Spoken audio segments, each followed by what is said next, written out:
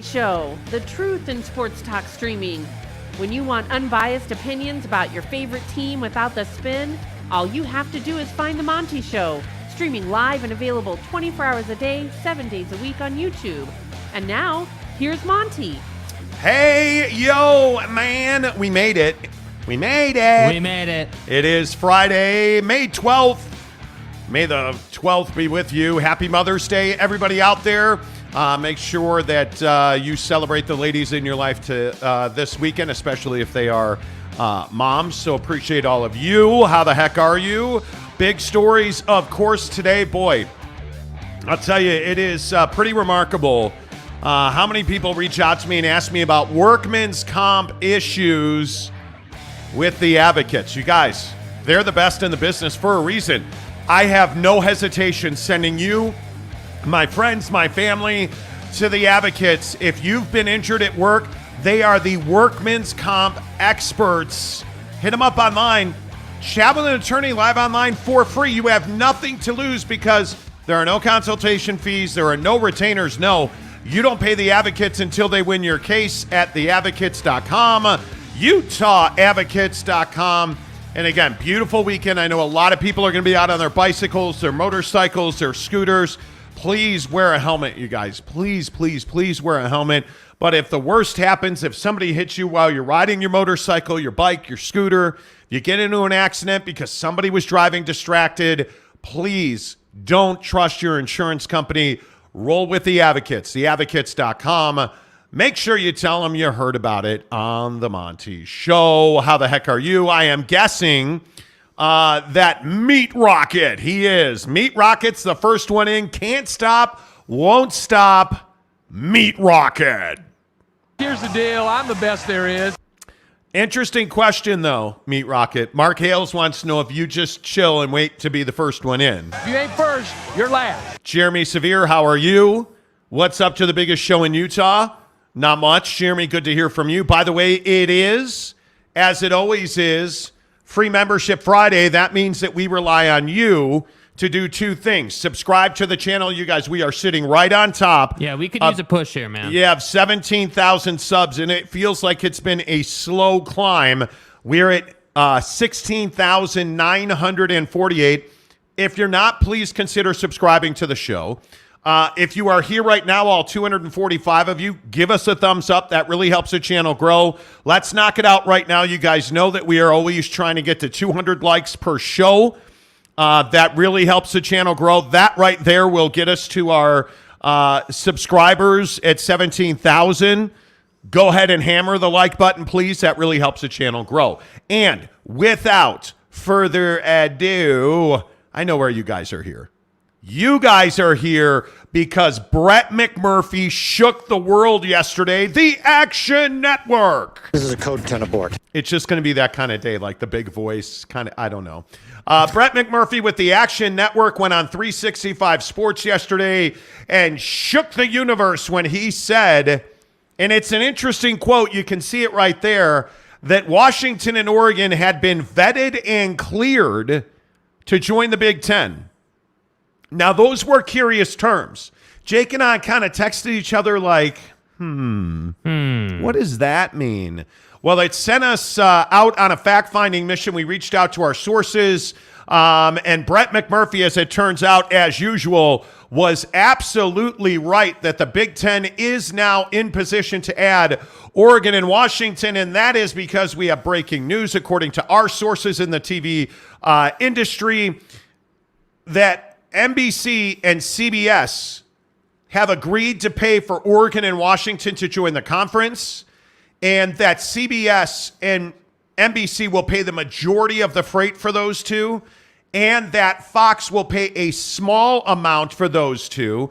And this is based on the TV contract in the Big Ten, which says that the Pacific time zone, essentially the late windows, really belong to CBS and NBC, who, as we know now, has the Big Ten After Dark package, which will include USC and UCLA 1 year from now. But that deal kicks off this July. But again, the real meat of this story is the Big Ten has the money now to pay to add Oregon and Washington because their TV partners, who they are in lockstep with, who they have spoken to according to our sources, have agreed to add money to the pot to pay for Oregon and Washington, which would give the Big Ten 4 members in the Pacific time zone, 4 members on the West Coast. That is exactly what they need. USC and UCLA need travel partners. CBS and NBC clearly need football content on the West Coast to fill those later windows. I think this makes a lot of sense. And I look at where Fox comes down in all of this, and much like the Big 12, Fox is agreeing to pay a smaller piece because they're looking primarily at Big Ten Saturday on Fox, which will be the early kickoff windows, which would be 10 o'clock Pacific time, in some cases 9 o'clock Pacific time in the morning. That's not going to work. Fox is never going to air Pacific time zone kickoffs on their network, which is why CBS and NBC, who again own those later kickoffs, have agreed to pay the majority of the freight for Oregon and Washington. Now, we were also told that the Big Ten is a little hesitant here. Number one, Oregon and Washington have indicated that if things in the Pac-12 do not work out, and I think this is a significant point, because I would also direct you to the history of our reporting on this show. President Kase at Washington has been very adamant that she is going to direct her university and their decision makers to stay in the Pac-12 conference until the very last breath is available to them. And I also have been told by sources in TV that the Big Ten doesn't want to be seen as, quote unquote, raiding the Pac-12. In other words, they're in no hurry. But the Big Ten very clearly has put their ducks in a row. And if it becomes available to them and Oregon and Washington would like to leave the Pac-12, which, again, they have not said they would like to at this juncture, but if it becomes available to them, the Big Ten is ready to rock and roll. And, Jake, I think, again, this is good management and a good handoff from Kevin Warren to the new commissioner of the Big Ten.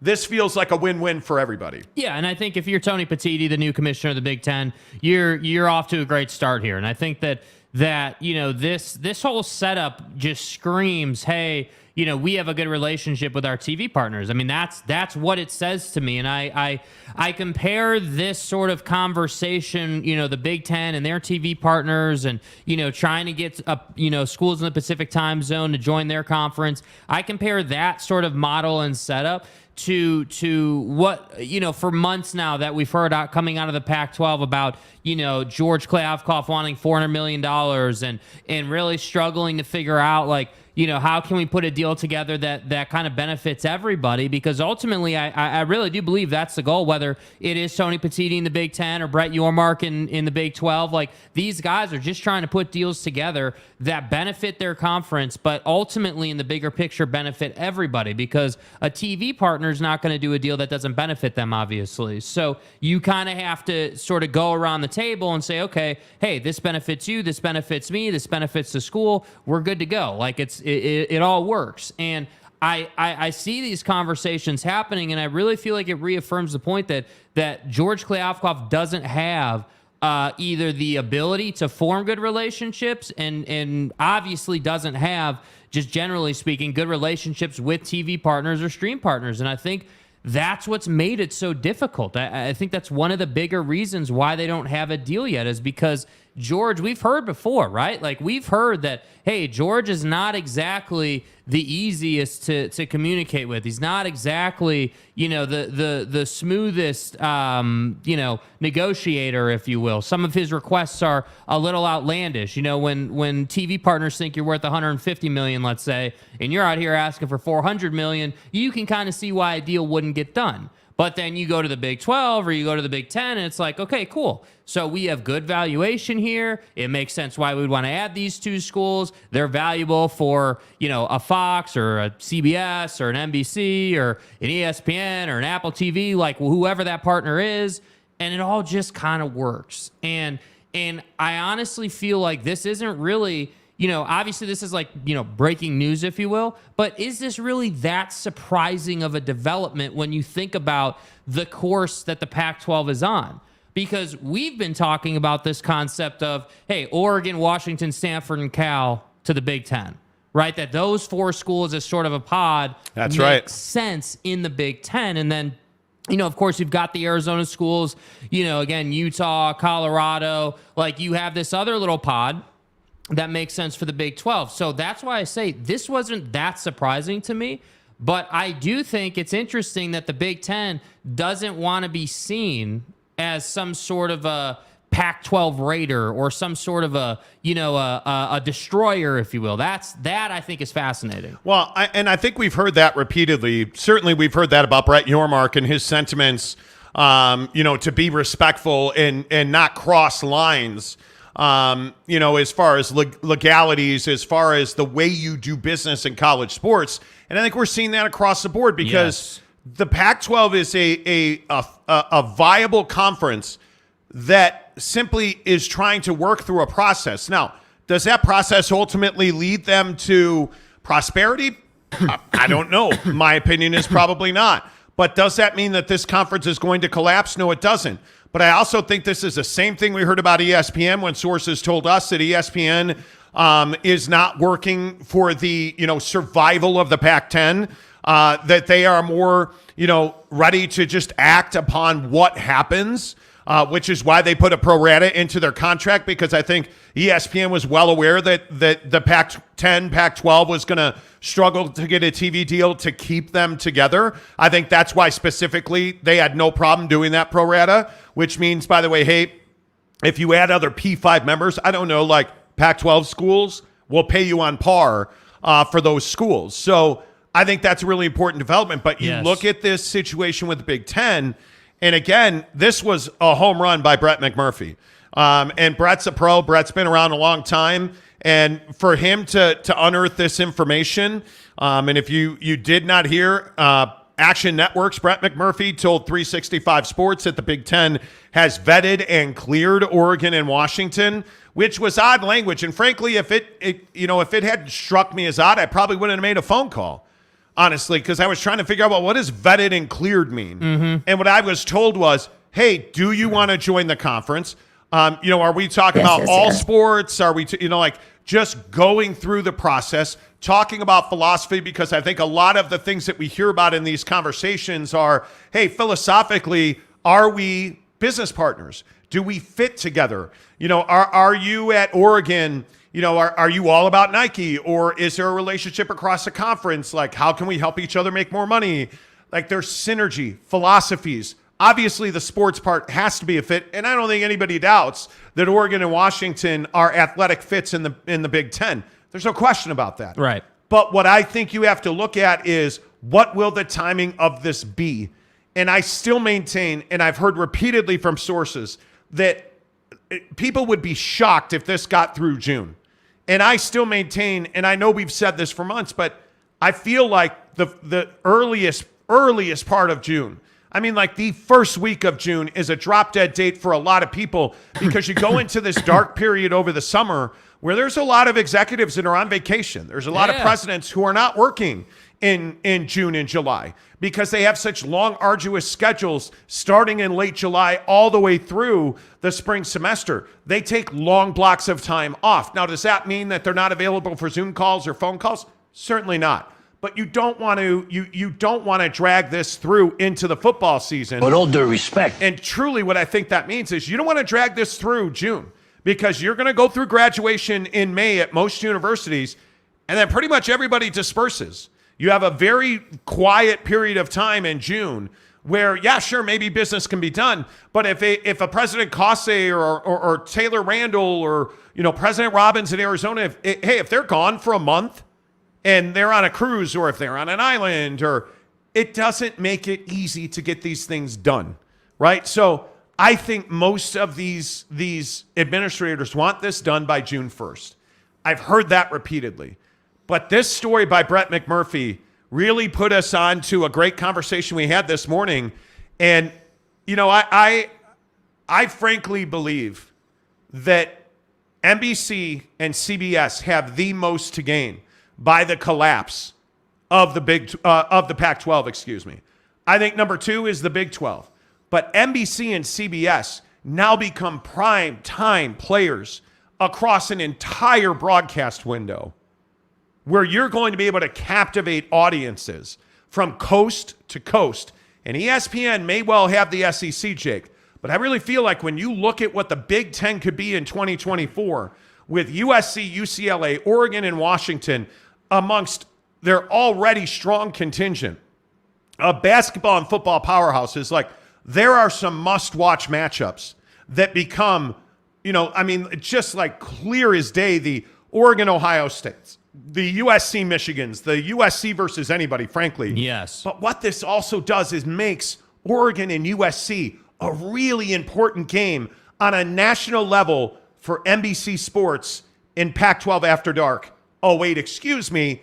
Big Ten After Dark on NBC. Better send those refunds. And on Peacock, who is also a significant part of this distribution deal. Jake, I think this is a home run for CBS and NBC. Yeah, absolutely, and I think that's why you're getting reporting on it. I think that it just makes sense. And again, I'm a big proponent, especially in college sports. Things have to sort of fit together. And you can't have just these wild sort of all over the place deals. Things have to align because you have two parties in the conversation. I mean, this whole concept and conversation would be different if we were just talking about, hey, how does Phil Knight in Oregon want to, push their, football content out? Do they want to use YouTube? Do they want to use Twitter? Like, what do they want to use? Well, that's not the conversation we're having.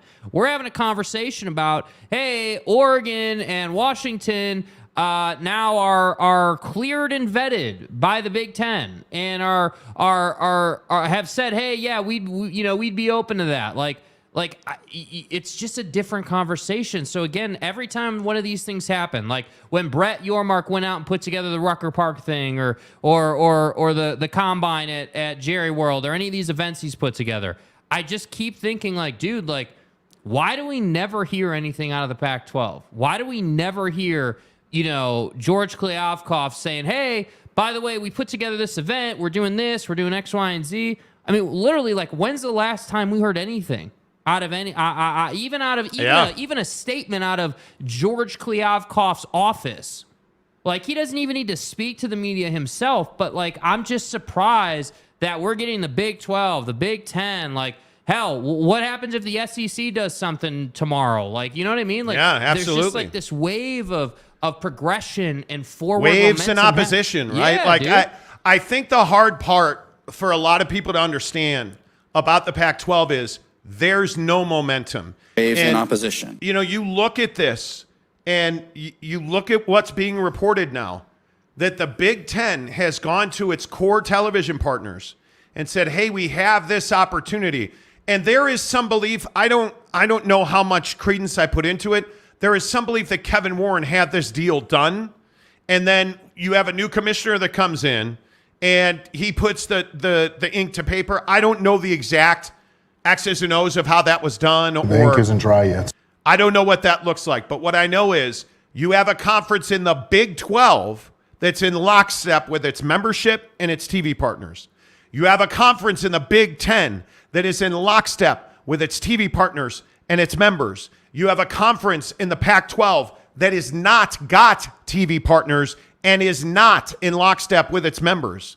And all you hear about is, like Brock Heward talking about being at, these Pac-12 and Big 12 meetings in Scottsdale this past week. And you hear about a lack of momentum, a lack of cohesion, a straight up lack of enthusiasm and energy around the Pac-12. Yeah. And then you walk across the hall and you walk into the Big 12 meetings and it's like a disco. Like everybody's partying and it's energetic and there's momentum and there's excitement. And you look at the face of college football right now, and the thing that concerns you is the Pac-12 does not have traction of any kind. And as we've been reporting all this week and for multiple weeks now, that they're not gaining TV partners, they are losing TV partners. Yes, and sources told us, we broke the story first, that Amazon is out altogether on Pac-12 content. They are not currently bidding or interested in bidding on Pac-12 content. Yeah.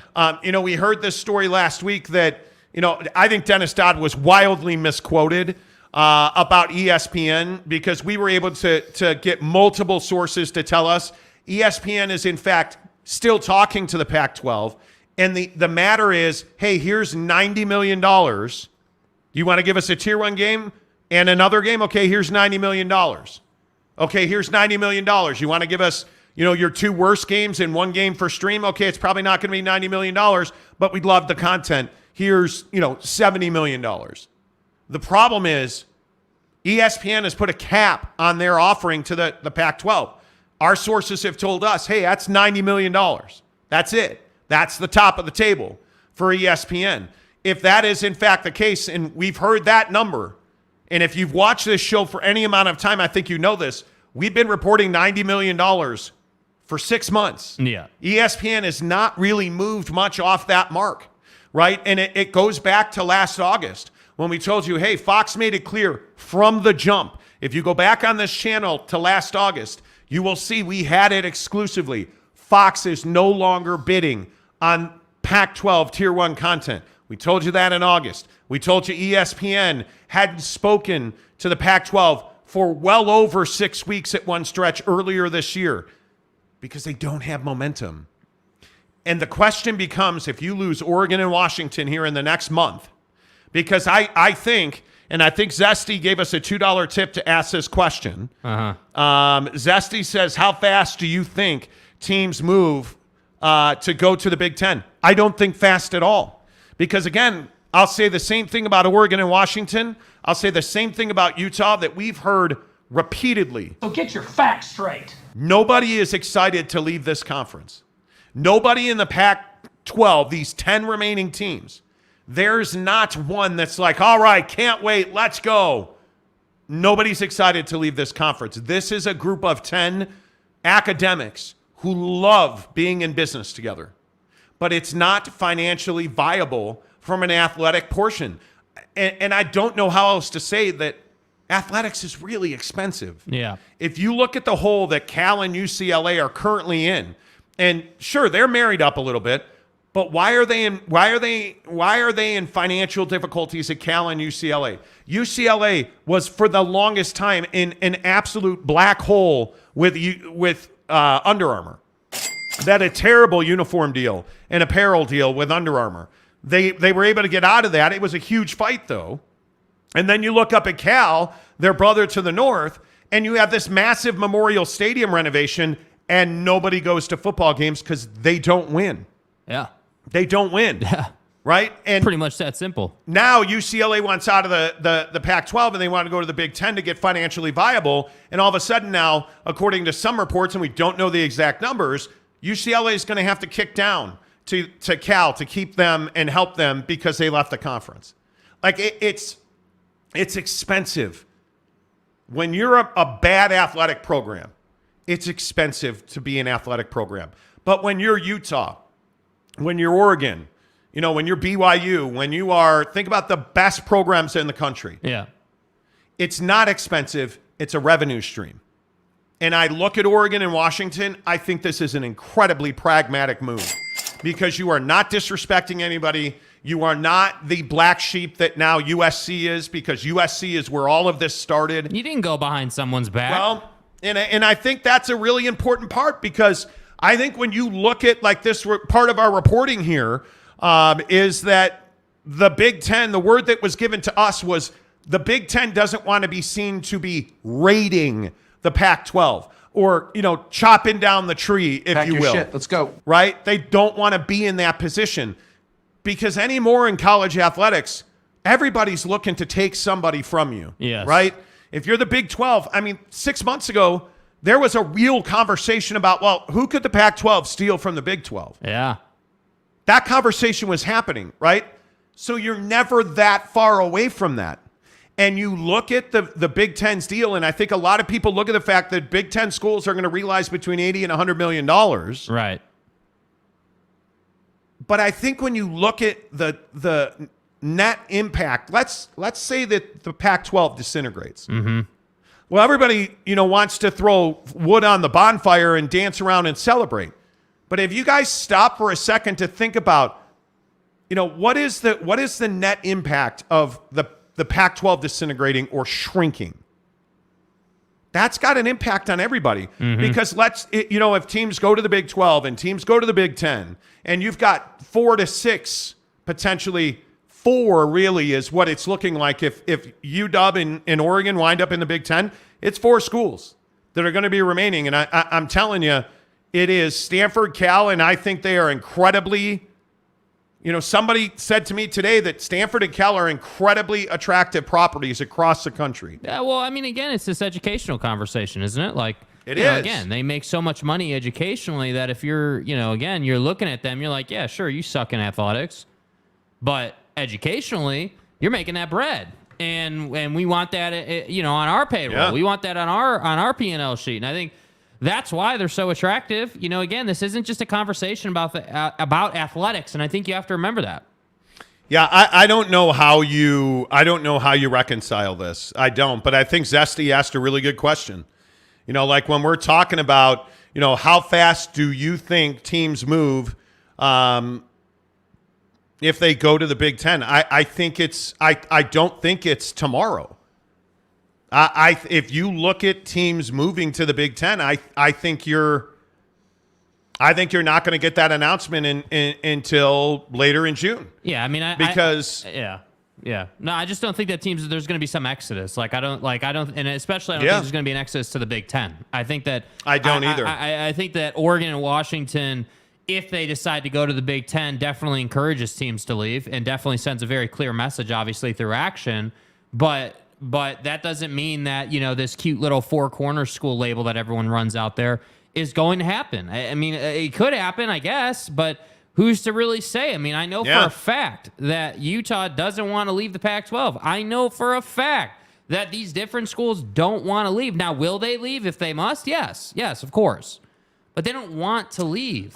Listen, if Oregon and Washington leave this conference, you're leaving schools in a very bad position. Because you just don't have a viable entity without big brands. Yeah. And it's why the Conference USAs and the small conferences are struggling to keep membership.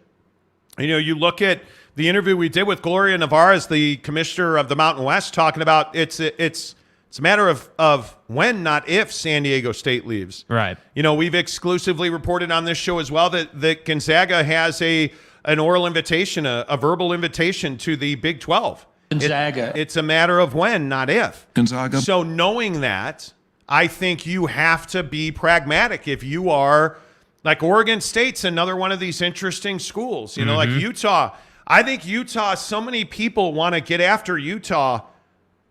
I'm telling you, the people that run Utah are incredibly intelligent, really good administrators. They're not going to sit around and watch their house burn down and, say everything's great. But right now, today, are you expecting anybody up at Utah to say, oh, the world's terrible, we're looking for a new place? They're not going to say that because, frankly, the world at Utah is not terrible. They're dominating in football. Their women's sports are off the charts right now, from gymnastics to women's basketball. The women's softball team is in the semifinal of the Pac-12 tournament. They're definitely going on to the super regionals. You look at the success that the Utah athletic program is having, they are by no means standing in a house that's on fire. Yeah. But I also don't think they're just going to stand there and do nothing. The people at Utah are too intelligent. If there becomes a need, they will act accordingly. There is no question about that. Yes. But it's schools like Oregon State who don't have that luxury. Oregon State, I think, has to act aggressively. And I do believe that Oregon State has significant value to Brett Yormark and the Big 12, because, again, when we sit here and talk about this, okay, so let's sketch the map out, right? Oregon and Washington go to the Big 10. Okay, so your only opportunity at that point to add for the Big 12, to add the Pacific time zone, is Oregon State, because Washington and Oregon are gone. I don't believe that Stanford and Cal are options for the Big 12. I think Oregon State's your huckleberry. Yeah. And I think if you look at the Arizona schools, and I truly believe Colorado, I've just talked to too many people, and I know that Colorado's chancellor came out and said, whatever he said about listen, I think Colorado will leave at their first opportunity. I think the University of Arizona will leave the Pac-12 at their first opportunity. Yeah. I think Utah's going to wait a long time. I think Washington and Oregon are going to wait a long time because, frankly, there's no impetus for them to go sooner. That's what I was going to say. I mean, it's not like you're getting paid more. Like, it's not like if they're not being told, hey, if you leave tomorrow, you're getting some huge paycheck. Yeah, or if you don't come today, you can never come at all. Yeah. Oregon and Washington can write their own calendar as far as going to another conference. But it's schools like Oregon State, schools like Utah. Yeah. What do you say to San Diego State today? If you are San Diego State, and again, I think J.D. Wicker, dude, with all due respect to J.D. Wicker, I think he made a complete ass of himself. We've talked about this. Respect. Dude, we've talked about this on the show. I think J.D. Wicker has made a complete fool of himself, and I think he has embarrassed himself and the San Diego State athletic program with that little blurb in the Athletic about, hey, we're going somewhere, we just don't know where. That's right, T. Why would you say that? You make yourself look desperate. Thirsty. And by the way, the other thing that I think is so important here is how viable is San Diego State in the Big 12? And what is, if you could add San Diego State or Oregon State, which one are you picking? Oregon State. I'm taking Oregon State. All day. That's a P5 that I can get paid on right now. And they just got new facilities. Right? But again, financially, tell me that Oregon State doesn't make more sense than San Diego State. It does. Because I can get San Diego State. If I'm Brett Yormark, I can get San Diego State anytime I want. Yeah. But if you're San Diego State, can you really today, if George Kliavkoff called you today, you're San Diego State, hey, we'd love you guys to join the conference today. Is the best move for San Diego State to join the Pac-12? I'm going to tell you it's not, because you're not going to get paid a full share if you get a share, because who knows what their new TV deal is going to look like. If Brett Yormark called you and said, hey, we'll happily add you guys for $17 million. Tell me that you how do you turn that down? I don't know. If you are San Diego State, how do you turn that down? By the way, if you're San Diego State, are you not looking at this news saying, okay, well, maybe the Big 12 is a little more attractive. Maybe we shouldn't have said thanks, but no thanks. I mean, that's for real, dude. That is for real. Hey, for real, big shout out to Marlon Shaw, who gifted us 10 memberships today. Let's go, baby. Let's go. Go get those memberships on Free Membership Friday. We always love when you guys give out memberships, and Marlon has supported this show for so long. We appreciate that, Marlon. Thank you, as always. Always good to see you. Let's get your comments in here, guys. Like, where are you at on this? And if you're just tuning in, because I see a lot of people are joining the show now, Brett Murphy at the Action Network told 365 Sports that the Big Ten has, quote, vetted and cleared Oregon and Washington. And for us, we didn't really understand what that meant. Right. Like, okay, I know what the word vetted means, and I know what the word cleared means, but what does that really mean?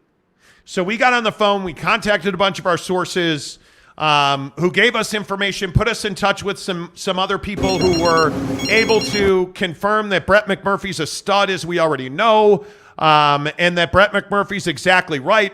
Our sources also gave us additional information that CBS and NBC, as well as Fox, have agreed to pay the freight to add Oregon and Washington, but this primarily impacts NBC and CBS because they own the later windows. Fox has the Big Ten Saturday package, which is the early kickoff. The first kickoffs in the country are on Fox for the Big Ten. And that late window, this move with Oregon and Washington, I think really impacts NBC the most. But certainly this would play a role for CBS as well in that 3:30 Eastern window, I believe it is. Forgive me, I should have reread the contract for the Big Ten and their TV networks, but I'm pretty certain that CBS owns the 3:30 Eastern kickoff window, and that NBC and Peacock, the streaming app for NBC Peacock, have the late windows. This just gives Peacock and NBC more selection. It also gives, I think, a better slate of matchups for for the Big Ten, because certainly the Big Ten, as we have documented on this show at length, is not a deep football conference. As much money as they are getting, as wonderful as that deal is for their membership, this conference, the Big Ten, lacks in quality depth. Y'all feel me? And so when you're talking about the Purdues, the Minnesotas of the world, the Illinois footballs of the world, as a football conference, there is a real lack of depth. Because right now, if you look at 2024, because don't forget the Big Ten TV deal starts this year. In 2024, when USC and UCLA join, which presumably, if they wind up executing, Washington and Oregon would join in 2024 as well. Yeah. Now you have matchups in that late window that are appealing across the country. Right. I think that's the win for NBC and CBS. And I think, of course, Fox is going to win because Fox is, much like in the Big 12, more interested in the basketball side of things. I think they recognize the value there. I think they also recognize that adding Oregon and Washington to the USC and UCLA Big Ten basketball puzzle really strengthens the Big Ten as a basketball conference. So where are you guys at on this? What do you guys think of this? Scott of Graywater says Utah to the Mountain West. Sorry if you're offended by that. I don't get this. I don't understand people who don't understand the value of Utah. And I try to get an answer on this every day on this show. The list is long of people who don't understand Utah's value. What is it that would make you make a comment like this, Utah to the Mountain West? That's what I don't understand. I don't. Mark Hales, will the Washington state government let UW leave Wazoo behind? They tried to marry the two, and they were not successful at the legislative level. I do believe that they will allow Washington to leave Washington State behind. Because I think, speaking of the Mountain West, I think Washington State is a perfect fit in the Mountain West. Perfect fit. Because I don't think the Mountain West is going anywhere, frankly. Yeah. I don't believe they're going anywhere. They're in a good place. I think when you look at, if you're Gloria Nevarez, who was on this show, check the archives here on YouTube. Gloria Nevarez, the commissioner of the Mountain West, told us they have a list of targets in place ready to go. And I think when you look at Washington State, with all due respect, whether it's the Rolovich scandal or any of the issues they've had, they've never been able to really consistently compete at the top of the Pac-12. Nope. They've never been able to win consistently, no matter what the sport is. And I think, frankly, it's been a problem for them. So we'll see. I don't know. I don't pretend to know exactly, but Washington State is they're a very interesting ecosystem at Washington State. The Palouse in general, you're so close to Spokane, like that whole section of this country. Yeah. I guess my question is, if you're Washington State, do you have more value than Gonzaga does? Not nationally, certainly. If you're the Big 12, who brings more value to you, Washington State or Gonzaga? Well, I think if you can find a way to add Oregon State, I think Gonzaga adds more value. You do? Yeah. I mean, I think Gonzaga brings you national relevancy in basketball. I think and I think this is the Pac-12's problem overall. The Pac-12 is an awful basketball conference. Yes, they it just is. are. It's garbage. Yes, it is. And I think the conversation would be a lot different if Washington State had some prolific basketball program, but it doesn't. Utah doesn't have a basketball program that's prolific. These different schools, even SC. I know they just got Bronny, but up until this point, SC really hasn't done anything. I mean, it just isn't. It's just not anything of consequence. And I think that is why Oregon and Washington would be a great fit in the Big Ten, because again, the Big Ten, is an okay basketball conference. They're not a great football conference, obviously. So I think, this fall off that you have because the Big 12 is such a good basketball conference is kind of intimidating. And that's why I say, Gonzaga is a better fit, even though they're basketball only. I agree. I think, I would tell you, I don't even think it's a discussion. I think Gonzaga is a far better fit in the Big 12 than Washington State. And that's not a slight on Washington State. I just think where Pullman is in the money that Gonzaga has generated for the WCC. Gonzaga. I just, and again, you joke, but Brett Yormark has talked about the fact that he really respects Gonzaga. I like Gonzaga. But it's right now, it's just not the moment in time. Gonzaga. And he's offered them membership. Our sources have told us that Brett Yormark has told Gonzaga, when you guys are ready, let us know. We have a home for you. And I think, again, you look at, and I think it was Laura Weiss who commented on this. I think this is an excellent point. An excellent point. Nobody wants to be the killer of the Pac-12. And I totally understand. The optics are not good. I totally understand that, right? I do. Speaking of Washington State, how funny is this? But, well, didn't the Big Ten accept USC and UCLA? And what really put the Pac-12 on the precipice of extinction? Well, it was USC lying, in my opinion, to the rest of the Pac-12 and saying, nah, because remember the story. USC and their president were on a conference call with the rest of the Pac-12 executive committee. Yeah. And the topic was, should we expand? Which, in and of itself, I must say, is a dumb question. Well, sure. But you have to talk about it with your executive committee. Of course, yeah. USC was the one who abstained and said, no, we should not expand. We like the way it is. According to our sources, that's how the conversation went. USC was on this conference call and, hey, you know what? Let's expand, and here's some candidates. They were having the conversation. They were going through the proper channels, taking the steps. And Carol Folt said, the president at USC said, nah, I think we're good where we are. Is this the dagger? And she's literally like, yeah, I think we're good where we are. Hey, does this pen work? Yeah, we're good. All right, I got to go, guys. Click. All right, let me sign this agreement with the Big Ten. All right, cool. All right. The ink isn't dry yet. That's legit how it was described to us as, hey, Carol Folt, the president at USC, killed expansion in the Pac-12. And weeks later, dropped a bombshell on the Pac-12 offices and said, hey, peace out, MFers, we're gone. And, oh, by the way, UCLA is going with us. Damn. And completely blindsided the rest of the Pac-12. What constitutes a promise?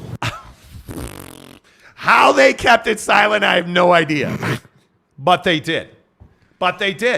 And you know what? I think the mental focus that it took to keep it silent like that can only be explained that Carol Folt drinks bucked up energy. I mean, that's the only thing I don't even know what else he can that's say, the dude. only rationale that I can think of. Hey, look what I got here. The holy grail of energy drinks. It is bucked up Miami. I'm for real. It is zero sugar. It is for quality real. ingredients.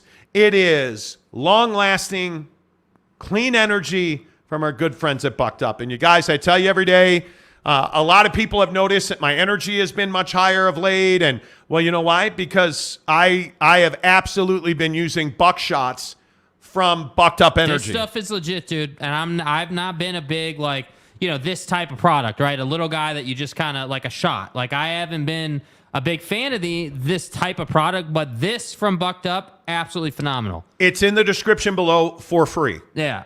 I said it's in the description below for free. Go do it. Let's go. They'll send it right to your front door for free. You get 6 free samples of Buckshot. I'm telling you, go with the watermelon because, again, I think it's fantastic. It's 100 milligrams of caffeine, but it's also got things like B12 in it. It's got clean ingredients for clean, long-lasting, all-day energy. You take one small Buckshot, and you're going to immediately feel a mental raise. You're going to feel clarity. You're going to think clearer. You're going to feel better. You're going to be able to finish out that day. And listen, if it's 1 o'clock and you had your lunch and you're dragging ass, pop a Buckshot and kick ass for the rest of the day. That's what it's all about, and they want you to try it for free. You know, we never ask you to pay or spend money without giving you guys free samples. Hook it up at Bucked Up. In the description below, click the link, get free 6 Buckshots sent right to your front door. That's the bottom line. That is the bottom line, damn it. But if you guys need BCAs, if you guys want I'm telling you, their collagen peptides are fantastic. Mrs. Monty and I put them in our morning shakes. Their greens are fantastic. They have high stim, they have low stim. And hey, man, Walmart.com, any of the Bucked Up stores in Utah, get Miami, the energy drink. It is awesome. Josh Chandler 810 says the Big doesn't want Oregon. Well, I can tell you point blank, we were told the exact opposite of that. Just simply untrue. By a very high-ranking television official today, that absolutely the Big Ten wants Oregon and Washington. And they know, and frankly, it makes perfect sense. They know they need a Western front. Yeah. Because you can't just have USC and UCLA in Los Angeles. You can't ask them to travel that much repeatedly. And I don't even mean football and basketball. I mean track. I mean baseball and softball. That's what everyone forgets. Like, it's not just football, man. There's an army of athletes that have to move. And it's expensive. Yeah. So I would totally disagree with you. Jansen, what's up, my guy? Eye patch. BYU won the Natty in 84 less than a century ago. Okay, they did. Washington holding out for a media deal that cannot exist to push other PAC teams out the door is messed up. I truly think the reason that teams like, or universities like Arizona State, Colorado, Washington, Oregon, the reason that they're not going is because they know they can go whenever they want. And they don't want to go. Yeah. They don't want to leave the Pac-12. It's too good. The money is too good. The relationships are too good. And a lot of those relationships go away when you are not in the same athletic affiliation. And we're talking about hundreds of millions of dollars, which is this argument with Utah. I mean, I don't know. I think it's $700 million or something. Do you understand that the University of Utah in Salt Lake City has one of the preeminent medical programs, like with UHealth, which is their medical system, the Huntsman Cancer Center, like Utah, the money that they make through research and medicine is astronomical. Yeah. So when you can partner with somebody like Arizona, who has an incredible footprint of like in Arizona, like Mayo Clinic, and you have Arizona State that's got all, like, you guys, like, these relationships are worth hundreds of millions of dollars a year. Yeah. Hundreds of millions of dollars. That's what we're talking about. And that's why I don't understand where people are like, oh, Utah's arrogant. You know, they think they're Ivy League. No, nobody at Utah thinks they're Ivy League. And trust me when I tell you this. The people at the University of Utah, they're well aware of who they are. They're well aware of where they are, and they're just fine being the University of Utah. They are confident.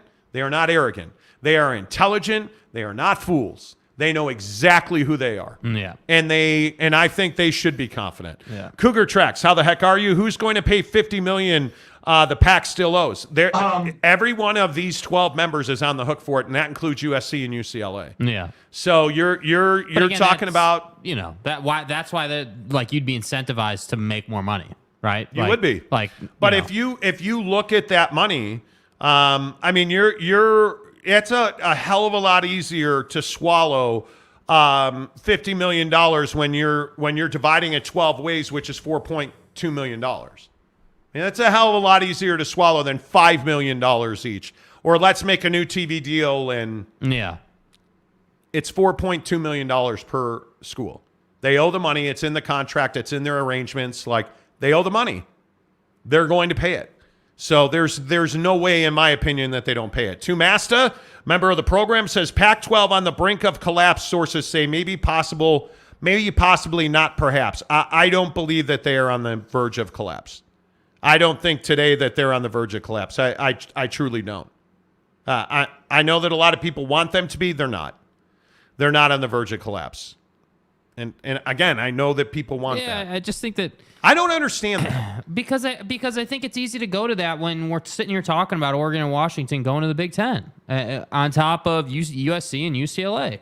I mean, that is a gutting of the Pac-12, dude. I don't care what anyone says. If those two go in addition to USC and UCLA, your conference is done. It's over. Yeah. Like, you're no longer a Power Five. You're not. Like with all due respect to Utah and Washington State and Oregon State and Colorado, like, you're done, dude. Like, those four schools are the lifeblood of the conference. So, yeah, you can stomach and absorb losing SC and UCLA, sure, as long as everyone else stays. But now, I don't know. I guess I just believe in the concept that if USC and UCLA leave, that kind of shocked everyone, and everyone had to come together and decide, all right, like, we going to move forward, or what are we going to do? okay, we're going to try and put a deal together. So they're trying to put a deal together. But now, if Oregon and Washington are presumed to be leaving, if that happens, it just encourages everyone to look at their options. So Colorado, Oregon State, Utah, like anyone who's got any kind of value proposition is looking at options. Yeah. Big bad brass balls. Bulls. Love that. Gives us $2 to say they turned down $100 million because they hurt schools.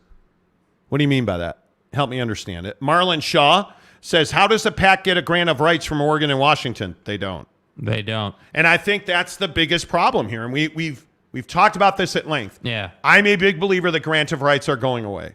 I think the next iteration of TV deals, I think, will be very different. Because I think $100 million deals are done. You're not getting billion-dollar TV deals. $100 million per school per season. Yeah. Those are done. I think the TV industry is changing.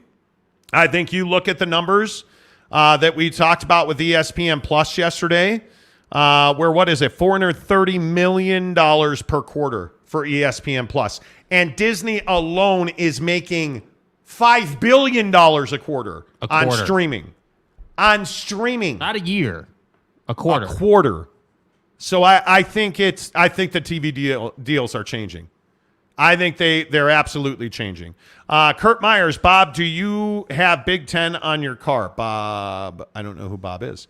Let's see. Let's keep rolling. Raider Mark, it does seem that behind the scenes everyone is putting plans into place, plan A, B, and C. Oh, there's no doubt about that. Yeah. There is no doubt about that. Yeah, you got to have multiple plans. Jake Nelson, Utah has value, but they already said they wouldn't go to the Big 12. No, that's not what they said, dude. We were told by sources essentially sitting on top of the totem pole at Utah that they have had productive and real conversations with the Big 12, that they respect the Big 12, but we were told directly that Utah said not right now because Utah does not want to leave the Pac-12. And I think the biggest issue is they worry about the loss of educational revenue. And they worry about partnerships and relationships, as they should. And I also think that when you look at Utah, they said not right now. Utah, from what our sources have told us, Utah's never said we're never going to the Big 12. No. That's never happened. They have never said the Big 12 sucks. We're not. They've never done that. Yeah, they have never done that. So Hola Billy, my guy. Hola, Billy, where you been, bro? Utah will be fine, baby. I believe they will. To Masta, Utah can move to California. Well, I did see moving vans heading up to Utah. So I mean, they're going to pick up the whole. They're going to pick up Rice Eccles and drive it out to Stillwater. With a forklift, right? Yeah, I think so. That's what's going to happen, Tonto. Yeah. Renee Roca, I'd be fine with Utah to the Mountain West. Value, please elaborate. Okay, so. Again, explain to me why. You're misinterpreting what I'm saying. If you are Utah, why would you go to the Mountain West? Yeah. Explain to me. And again, I asked this. Find me the P5 program that has been like, yeah, fuck it, we're out. We're going to a G5. This P5 stuff, we don't need that. Come on. Tell me where that is. You have to be nice to stupid people. B, we've talked about the value of Utah repeatedly. So beyond the fact that they're dominant in football, beyond the fact that they have arguably the best or one of the best coaches in the country, some of the best facilities, some of the best education, some of the best non-football, basketball sports in the country, beyond the fact that their research, their revenue streams, their institutions, their different schools, like beyond all of that, like you combine, like, what do you mean? What is their value?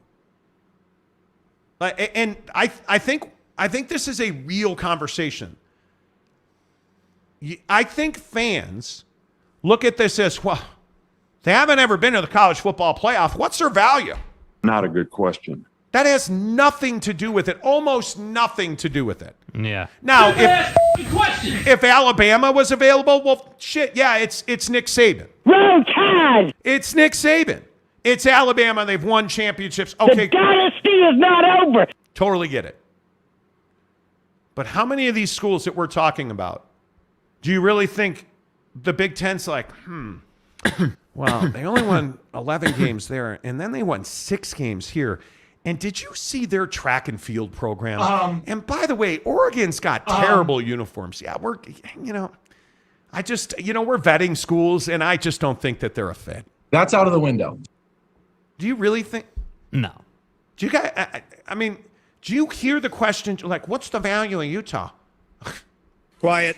I just think that's, with all due respect, Roka, because you're on this show every day, and I love you, dude, but this is a ridiculous question. Yeah. It's a ridiculous question. Boyd Lake, for Utah to have max value, they need to play BYU in the Holy War every freaking year. Agreed. But if we're talking about athletics let's just talk about athletics in general. Utah Ute fans travel everywhere. Did you see the Rose Bowl? Back-to-back years? Remember that part where they went to the Rose Bowl 2 years in a row? By the way, if you look at the Pac-12 championship games, almost nobody goes to those games. Ute fans went en masse to those games. You can complain. Do they not win out of conference games? They don't. I agree. They've blown out of conference games, and it sucks. I think that changes this year with Florida, but until it does, it isn't. Yeah. Okay, great. There you go. Other than that, they've won back-to-back conference championships. The fans travel. Their fans watch them on TV. Their fans support their partnerships. They support the Pac-12. There's nothing not to like about Utah. Yeah. Nothing. They are essentially secular. Now, Utah's in Salt Lake City, and there's a massive LDS, Latter-day Saints, Mormon presence. Absolutely. In God's name, image, and likeness. But it's not BYU, because remember, nobody wanted BYU because they wouldn't play on Sundays and they wear magic underwear. Then the cycle happened, and everybody's like, damn, we should have added BYU. Man, wow. What do you mean there's no value? And that drives me crazy. Truck stop Gumby. Kind of hard to move a mountain. Well, from what I understand, there's a Duramax diesel that if you hook up a chain at the right angle on the winch, and you floor it. What do you bench? I love that people on this show in the past, there was one particular troll whose name I won't mention, who I think quite literally thought that you had to pack your school and move somewhere else if you change conferences. It's not how it works. Okay, USC is, USC, they're in LA now, but they're moving to Chicago, right? They're moving their, Traveler the horse is Chicago. You're not physically packing boxes, douche. It's a symbol on the top of your letterhead, man. It's a new painting on the field. Ryan Fair. Sir, it isn't that we bash Utah. How many schools are Big 12 capable of adding? 6, in my opinion. I think the Big 12 can add 6 maximum. If Utah is the last out and the shelves are full, where else do they go than the Mountain West Conference? I think the Big 10's a possibility for Utah. I think in a scenario where the Pac-12 collapses, certainly the Big 10 would be an option. If the Pac-12 remains in place, I don't think Utah's leaving. Yeah. That's just my opinion. If it's down to 6 teams, and my true belief is that if teams leave, if schools leave, and I keep saying teams, if universities leave, and let's say the Arizonas and Colorado and Gonzaga go to the Big 12. I certainly believe that Oregon and Washington will go to the Big 10. And then what do you have? Well, you don't have Oregon, you don't have Washington, Arizona State, and you don't have Colorado. So half your conference is gone. Do you have a conference anymore?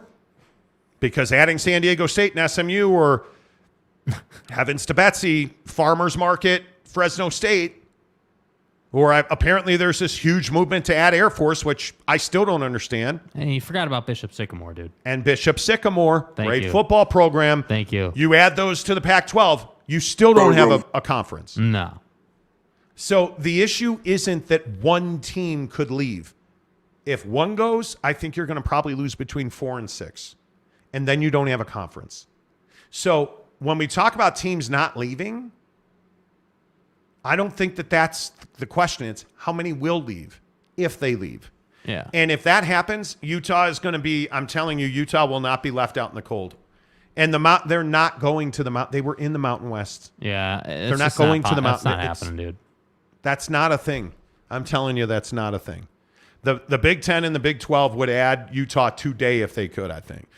Kurt Peters, Utah has value as much as they remaining schools. Not much value left on the table. I think that every brand in the Pac-12 right now is damaged goods. Because I think you're bleeding out on the middle of a highway in the desert, and there's a bunch of vultures circling over your head. I subscribe to Nature is Metal on Instagram. I've seen it with my own 2 eyes. Yes.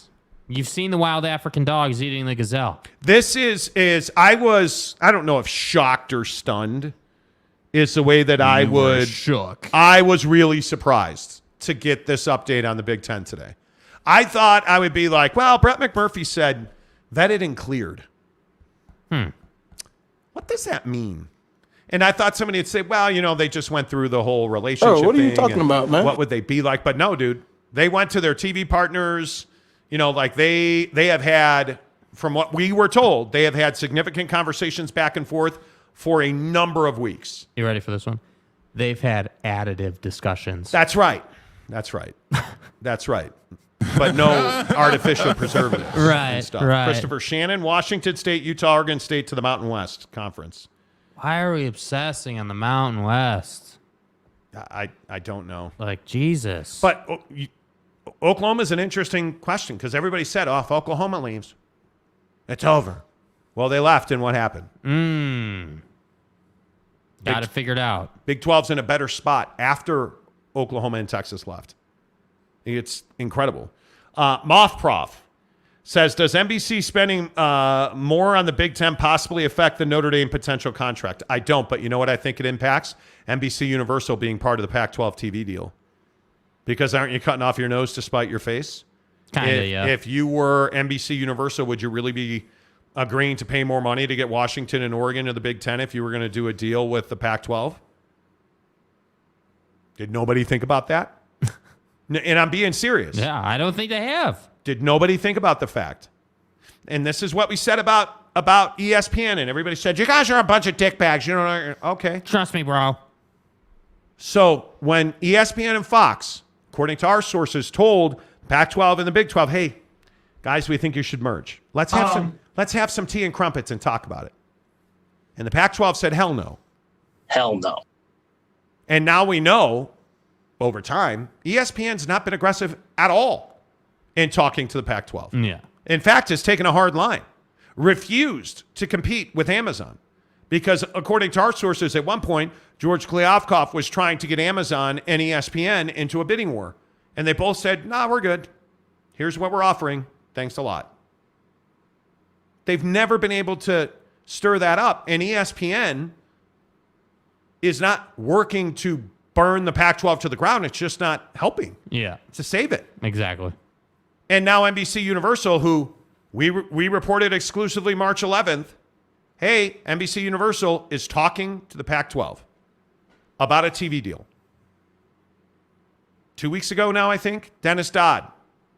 Oh, NBC Universal is talking to the Pac-12 about a TV deal.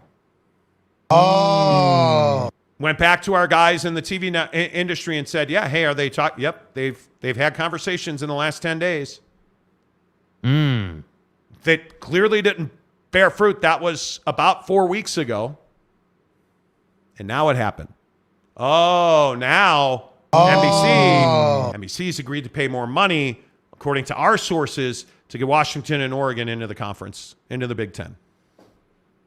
Like, these are not accidental. And I think the thing that George Kliavkoff forgets regularly is he's not playing in an ocean.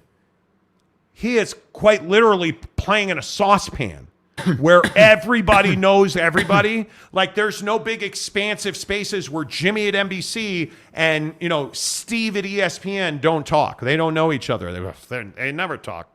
Yeah, they do, because they know each other very, very well. And it behooves them to talk. Yes, it does. Yes, it does. I think ESPN has come out smelling like a rose on this thing. Yep. Because they just don't need to pander. There's no question. They don't need to try. They really don't. Nope. So I think it's incredibly bad form. Bad form for the Pac-12. Yeah.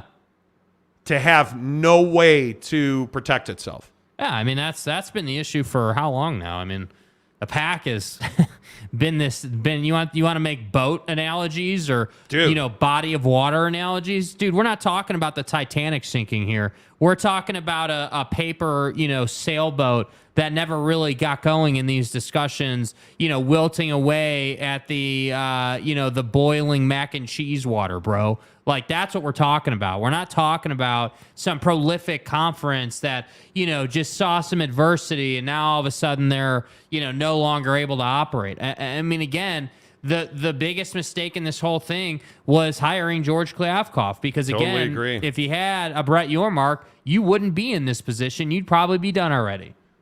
That's right. I totally agree. And it's incredibly frustrating. Hero 75. If you had a better commissioner, you'd be in a better position.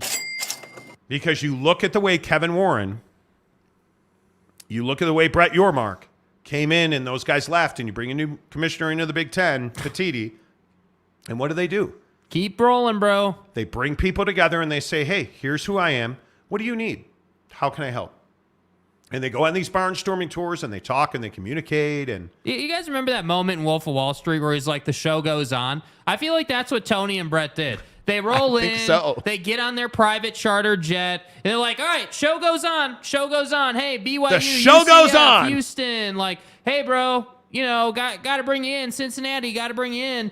And if you're Tony, you're like, okay, yep, show goes on. Ohio State's in the college football playoff, and now I got to go out and add Oregon and Washington. And by the way, I might fall into, Stanford and Cal too. So sorry, Pac-12. We are going to gut you like a fish. We're just going to make the optics look a little better than that. Hero 75 gives us $5 to say, once Stanford and Cal decide if they want to leave with their millions in research money, it's over for the Pac. Yeah. I think they are two of the great unknowns. I think they're a package deal, bro. They're going with someone. I've heard repeatedly that they are in very much demand. And I think the Big Ten would love to add them. Marlon Shaw, hello friend, gives us $10. As a BYU fan, I would obviously love to dump on Utah from a fan perspective. However, truthfully, from a business perspective, the Holy War alone brings the value for the TV contract. All else is gravy. I agree. Facts. Utah and BYU is 1.8 million, 2 million sold people. Out stadiums, big time football type vibe. Absolutely. It's a no-brainer. Harry Austin gives us $5 to say the wild card to all this discussion is the ACC. I think that is also slowing down this next stage of realignment in college football. Well, I just disagree. But I don't know how do you expand or how do you contract the ACC when your grant of rights is $500 million? Yeah, I mean, I just don't. That's crazy. I just think the ACC is on pause right now because of the exit fee, right? Like it's ridiculous. You're just not going anywhere, and I think. Again, another big problem is, again, on the football side, you're already Crown Clemson. You're a one-team conference. And on the basketball side, yeah, sure, you got some talent in that conference. But again, if you're going to merge with a conference, again, you're not merging with the PAC. You would want to merge with the Big 12 because you're a basketball conference already. So, well, in regionality, I mean, is UNC going to Oregon State? No. Like, that's a and furthermore, if you merge the ACC and the remaining members of the Pac-12, and you have, again, North Carolina basketball, let's say, or football, you pick. And let's say Stanford, Cal, Utah, and Washington State. Are you going on that trip? Like, that's a basketball, baseball, softball, track trip, right? Like, yeah. You're gonna probably go to certainly the Bay Area and play 4 softball games or 5 softball games against Stanford and Cal. And then what are you going to do? Are you going to go? You're going to go north to the Palouse and then out to the mountain? Like, it's regionally speaking, it just doesn't have a lot of balls. Yeah, I think the thing you'd have to do, it's kind of like what F1 does, right? Where now you notice that with F1 auto racing, that used to be that they just came to the Texas track, Circuit of Americas. Now they've got Miami and they've got Texas and they've got Vegas and and they're adding all these circuits and I think about that a lot with college football and I'm like, okay, like look at the Big Ten. right? With this example we've been talking about today. Okay, if you're going to add Washington and Oregon, obviously now you've got some nice synergy, right? The flight from Oregon to USC is obviously not arduous. It's not a long flight. And so if you look at the ACC, yeah, like if you're going to have UNC coming out to the West Coast, I would guess that they would have to bounce around and be on the road for like 3 weeks, and then you'd bring them home. I mean, you're not going to fly back and forth week after week. You're going to send them out for 3 weeks. You can't afford to operate like that. Yeah, I mean, you're going to send them out for 3 weeks and bring them back. And then, again, the same deal, though, vice versa, right? Two-way street. Your West Coast representation is going to come east for a couple weeks. But this is why Oregon and Washington, USC and UCLA, make so much sense for each other and for the TV partners. Yes. I think it's incredibly important. I mean, when you think Big Ten, you want to think the best schools in the country, like you do when you think barbecue pit stop. You think the best barbecue equipment in the country, right? You think Traeger and Yoder and Big Green Egg and Camp Chef, and you can shop online at bbqpitstop.com. If you're in the great state of Utah, Logan, Lehigh, Payson, St. George, the Jeezy. Yeah. My God, the Jeezy. Yeah. Salt Lake City on State Street in Murray, across from the mall. They have everything you need. And by the way, if you're a big barbecue fan, no matter where you are in the great states of the United States, I'm telling you, their rubs, sauces, spices, seasonings that are all available on their website. All the equipment, the tongs, the aprons, the grill covers, the mats, they're all available. Knock it down at Barbecue Pit Stop, bbqpitstop.com. Make sure you tell them you heard about it on the Monty Show. If you're just tuning into the show, we are talking about breaking news in the Big Ten. You know that Brett Murphy from Action Network kind of had a lot of people scratching their heads when he went on 365 Sports and said that, quote, the Big Ten had vetted and cleared, end quote, Oregon and Washington. Well, he did the same thing to us. We were like, I'm sorry, what'd you say, motherfucker? We couldn't figure it out. What are you talking about, man? So naturally, we got on the phone to our sources and we started banging around, and our sources said, hey, this is what we know, but hey, you might want to call this guy. Hey, guys. He's got some. And we wound up having this nice round conversation with several different people who all told us the same thing, that, hey, Brett Murphy was exactly right as usual. He nailed it.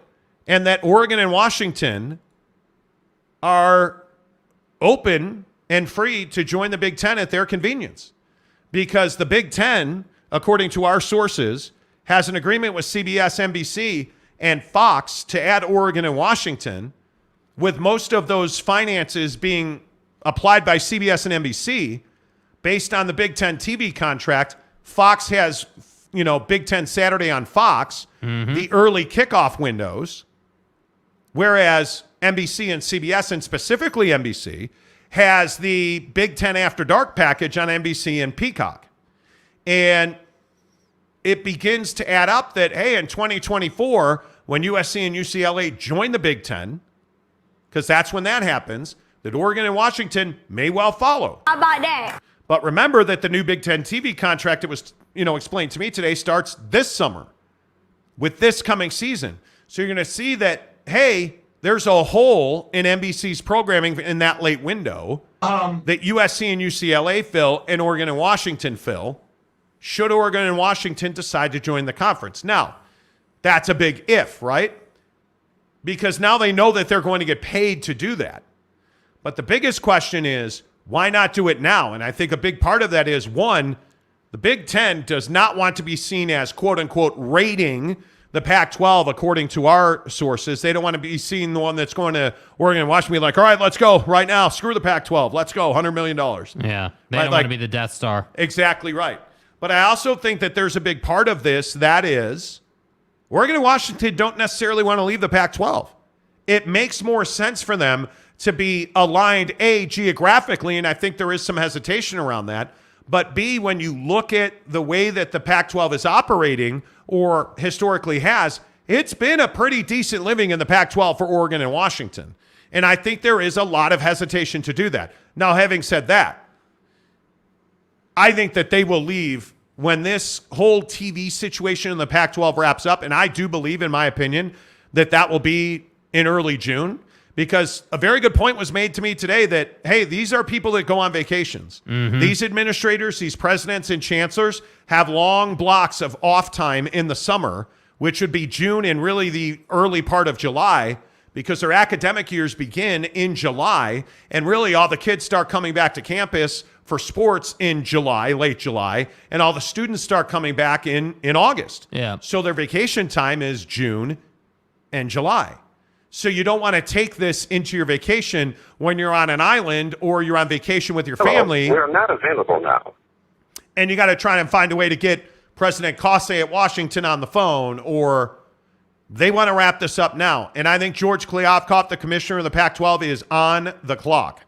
And more than he has been, there has been a belief, and I know we've talked about this on the show. If you watch the show, there's been a belief for the last, I'm not going to say months, but certainly the last 6 weeks, that there's a renewed sense of urgency to get this TV deal done before the summer break. It's so funny to me, too. It's like, the notion that, hey, the sense of urgency seemed to dissipate for a cup of coffee, and now it's like, oh, hey, there's a renewed sense of urgency. Like, dude, how did your sense of urgency ever fall off? Like, how did your sense of urgency ever not be at the absolute highest it could be, like, the entire time? Because, again, this TV deal, I hate to say it, but if this doesn't work out, like, are you even going to have a conference? Are you going to exist? I mean, I don't know how, like all the presidents in the Pac-12 can sit here and blow smoke and tell us, oh yeah, we're confident and,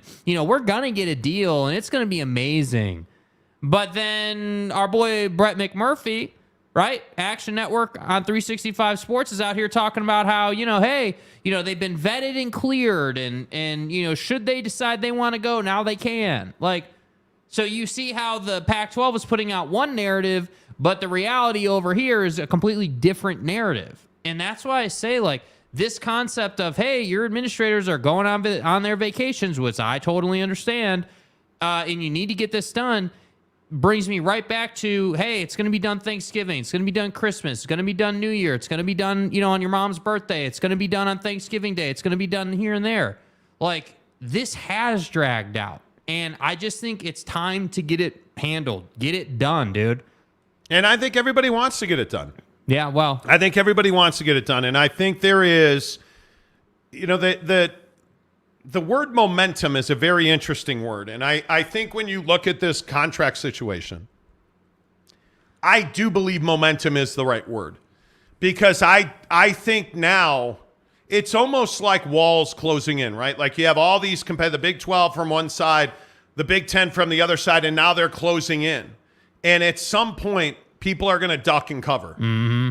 And that means joining a new conference. And there's just been too much said. I mean, if you look at what President Robbins at Arizona said about having great affinity for the Big 12, calling it a power basketball conference, and then the news comes that you're doing a deal, the Big 12 in Rucker Park, and you're doing a deal in Mexico to have basketball in Mexico City and Big 12 football played in Monterrey, and you're announcing all this stuff, and your Big 12 Media Day, which we will be live at on July 12th and 13th, is going to be at Texas Stadium in Dallas.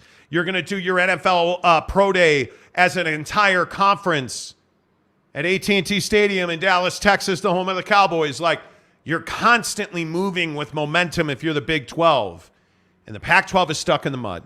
And I just don't see a way that you fix it. And I do think this is just now, it's a matter of time. Mm-hmm. It is not a matter of if, I think it is a matter of when.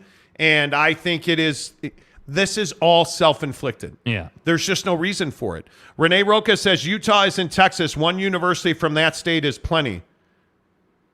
I think you guys don't get it. Do you understand? Like, this is the other thing. Stop comparing BYU and Utah. What are they, 40 miles apart? They might as well be in different universes. They are not similar. They are not the same. They're not in that state. Like, you have to stop with this idea that you know everything. Because trust me when I tell you, this statement that Utah isn't Texas, one university from that state is plenty, it just shows me that you are out of your ever-loving mind. Yeah, you have no idea what you're talking about, man. It means absolutely nothing that they are 40 miles apart. They might as well be 40,000 miles apart because they're two totally different entities. I don't know how to make that.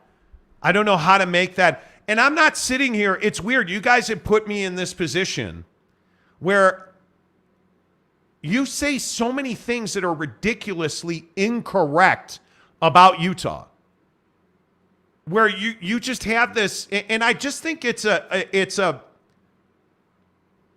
naivete. I don't know what the right word is, but preconceived notion. You have no idea what you're talking about with Utah.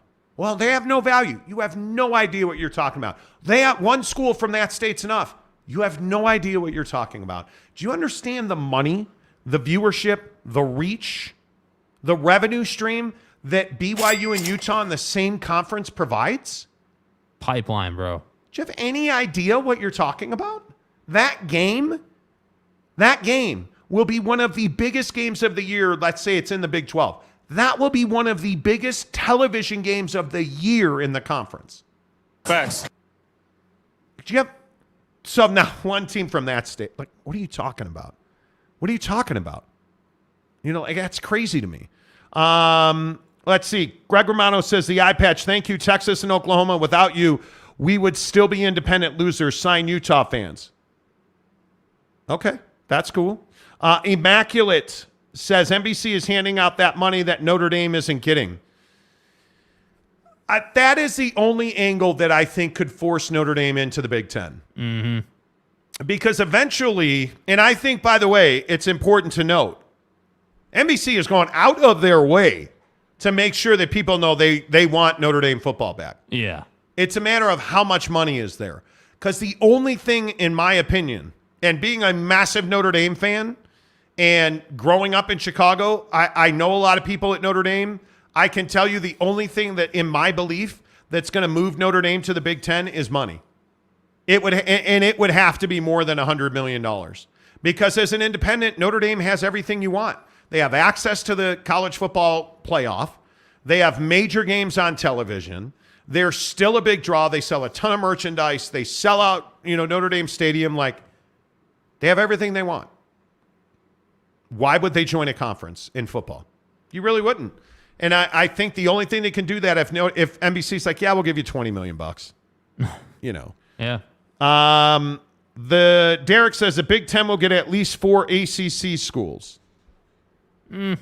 I don't see the ACC collapsing unless ESPN decides that that's okay. Again, I just think the ACC's in the back burner, dude. There's just no, there's not, that out clause is just so hefty. Nobody's going to absorb that, man. You'd rather just And why wait. would ESPN give that up? Yeah. Why would you do that? That's the problem for the ACC. Everybody wants it to change, but there's no momentum to change it. Yeah. There's no way, there's no vehicle to change the ACC. Because you would have to get multiple TV partners to move. You'd have to get all of these universities on this grant of right, and a lot of them don't want to be there. Mm-hmm. Clemson and Florida State, I think, truly believe they belong in the SEC. I mean, it's just really difficult to get that much money moved.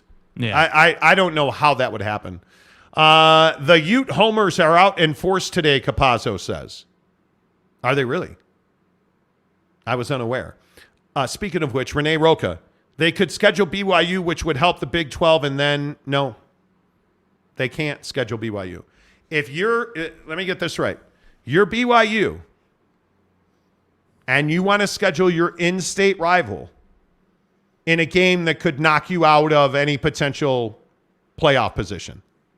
You're Utah, who routinely wins conference championships and goes to big bowl games.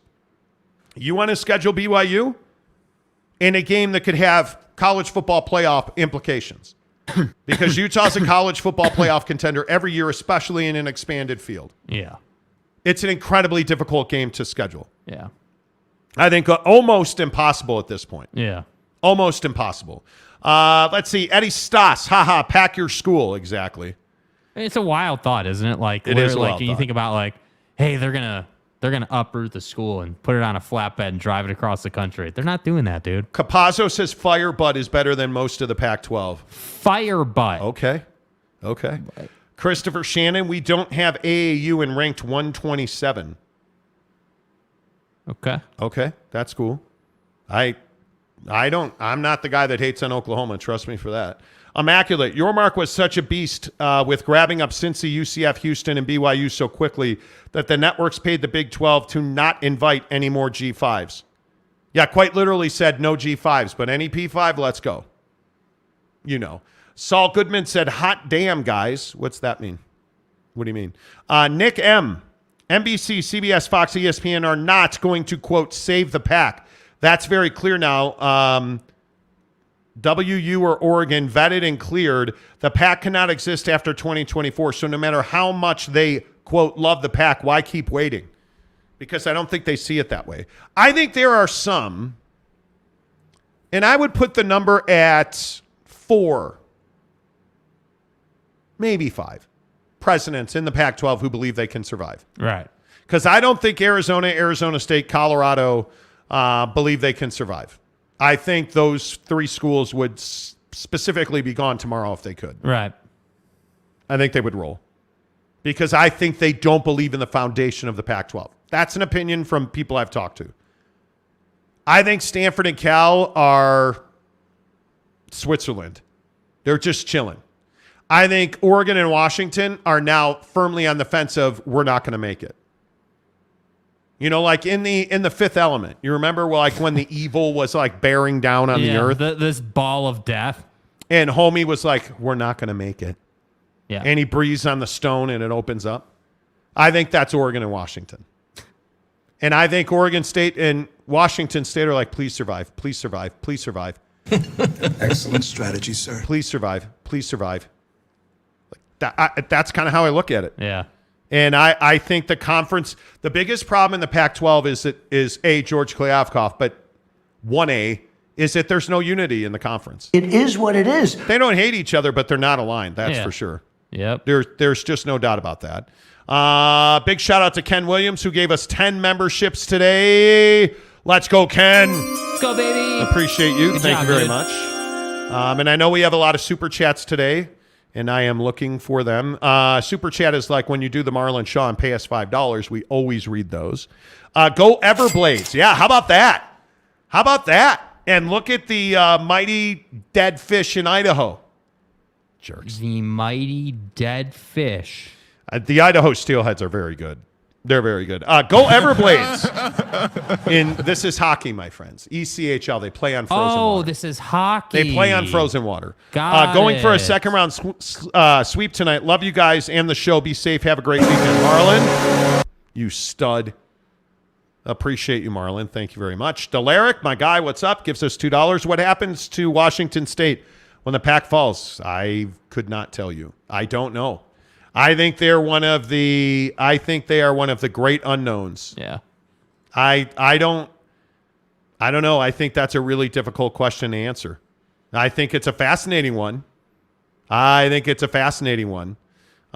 truly, I don't have a handle on Washington State at all. Zesty's Retro and Games. Do you think the Big 12 still adds 4 basketball teams if the Pac-12 ends? What do you mean? I don't understand that question. I think, I don't know what that. Do they add 4 basketball teams? There's not basketball teams. There's universities that have basketball programs. Do you mean Gonzaga?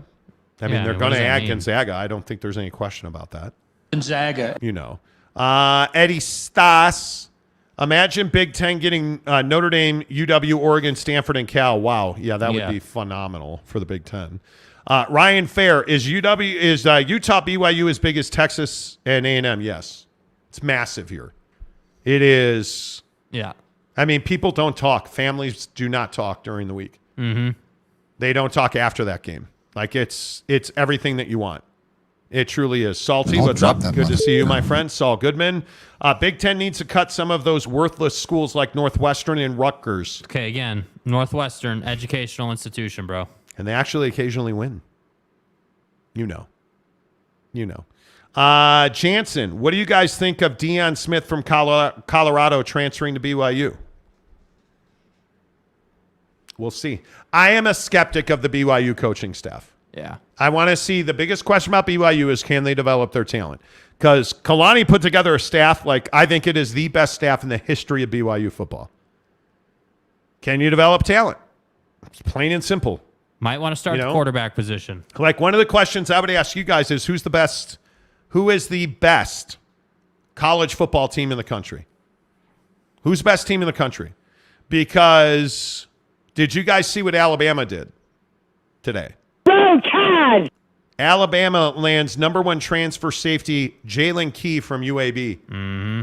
Took him from Florida State and Ole Miss, who were heavily in on Key. He had a laundry list of teams. The dynasty is not over. So if you want to go to the NFL and you play safety, where are you going? Nick Saban is a better man than you are. You're going to roll some Tide. Roll Tide! Right? I'm telling you, Alabama's still the best team. And yes. you look at Georgia. Joe. You look at Kirby Smart's off-field problems. Jesus. Did you guys see that Andre Carter had a suspended license? Jalen. You said Andre. I said Andre. Jalen Carter. Yeah. Had a suspended license the night that he was racing, and a teammate and a staffer were killed. He was racing on a suspended license, Jalen Carter was. Yeah, let's draft this guy. Real good draft pick. He's had multiple off-field incidents. Whatever. Alcohol. I mean, obviously the Stetson Bennett situation, DUIs. This cute. has been. I remember when I had my first beer. Dude, this has been a terrible offseason for Georgia football. Yeah. And I'm telling you that Nick Saban is just sitting there right now sharpening his tacks. And he is just going to be ready to go. Yep. And to add somebody like Jalen Key, that kid can play football. And to get the coaching and the development in the secondary that you get at Alabama, boom, they're going to be very good. Yeah, I mean, Nick Saban's a legend for developing guys. I mean, you look at, hell, Jalen Hurts might be the best example of that. Who is the best college football team in the country?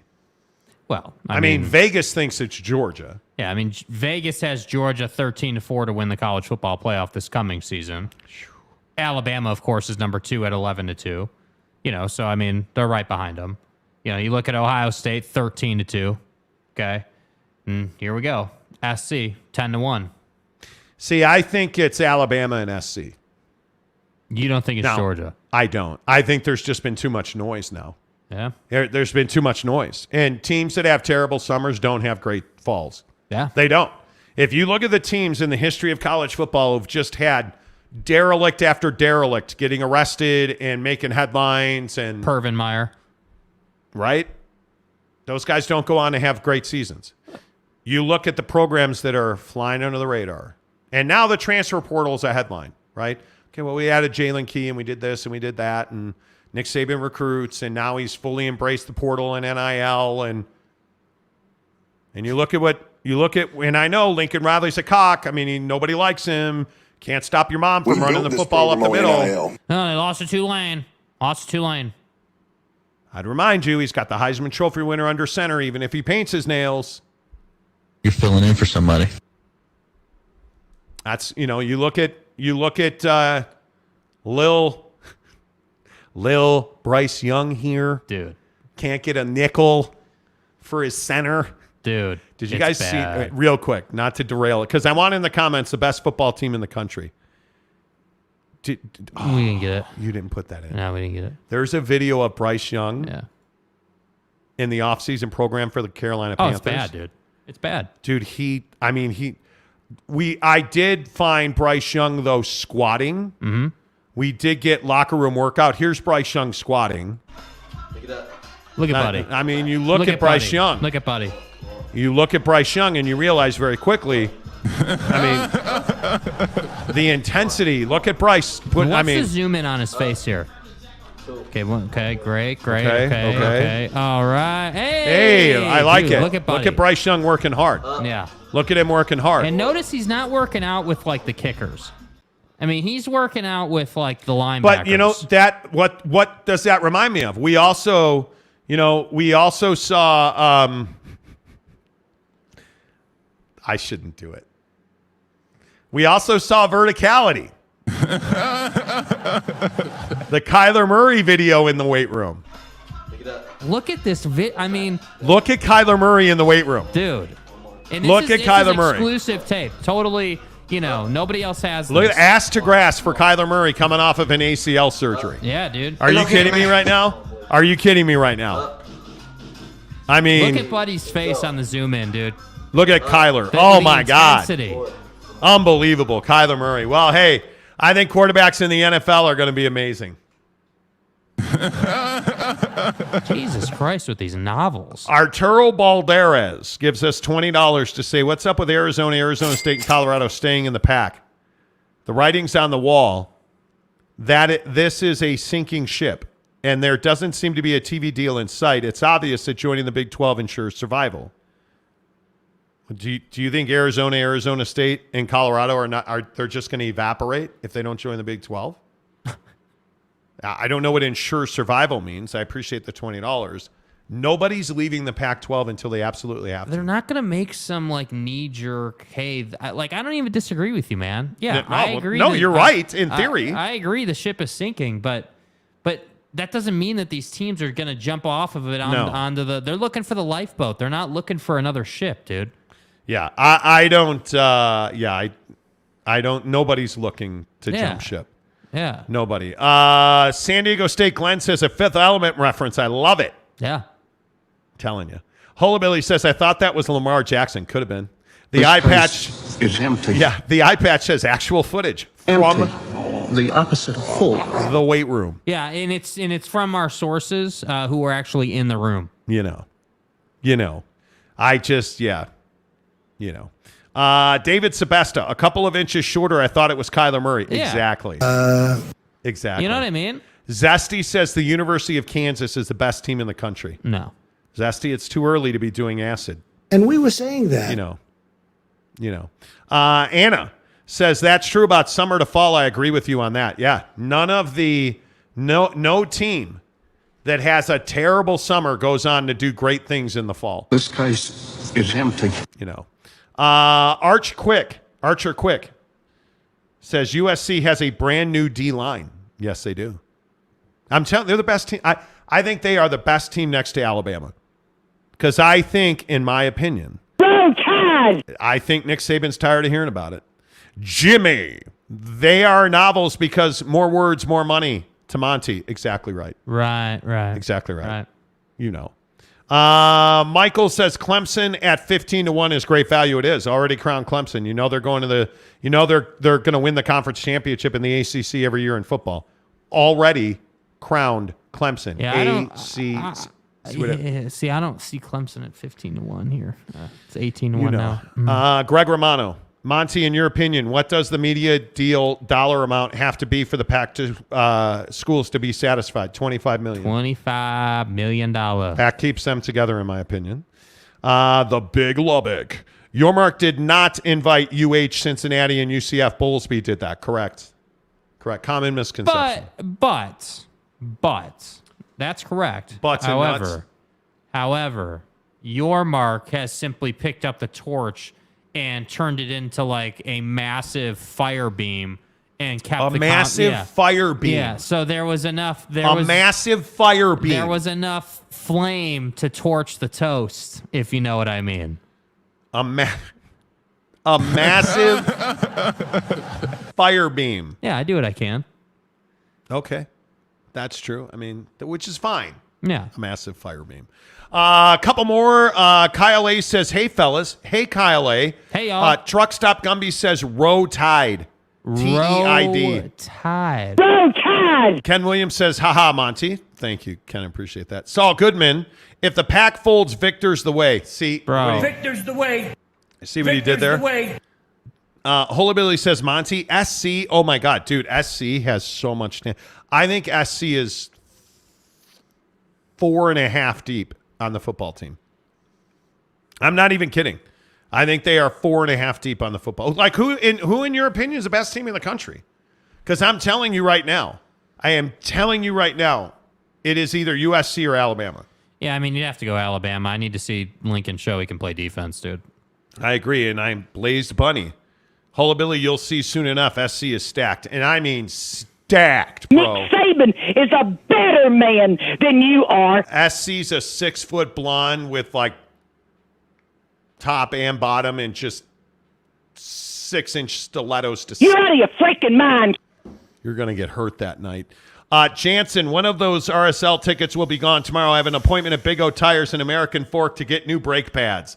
Let's go, baby. That's Damn what I'm right. You talking want to about, join bro. us? You want to join us for RSL and NYFC on June 10th? It is our summer promotion right here on the Monty Show.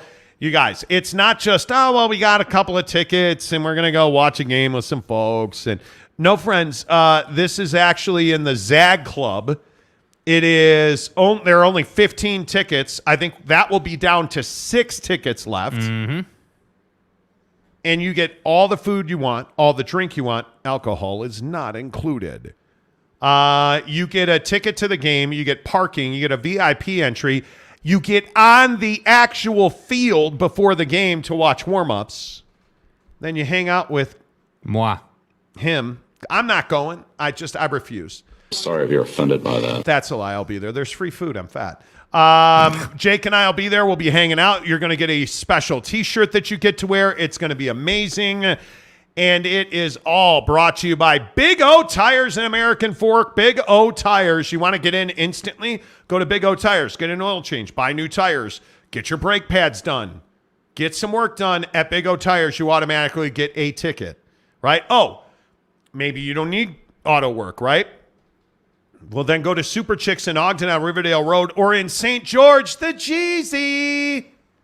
Go to Super Chicks and don't be Jake.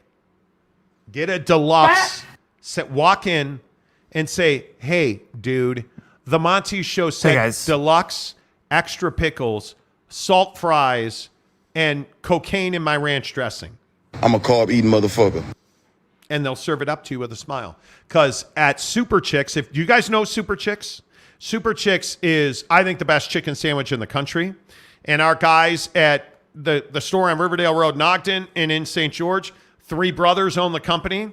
They built those stores. They work in those stores. They care about their communities. They're super nice guys.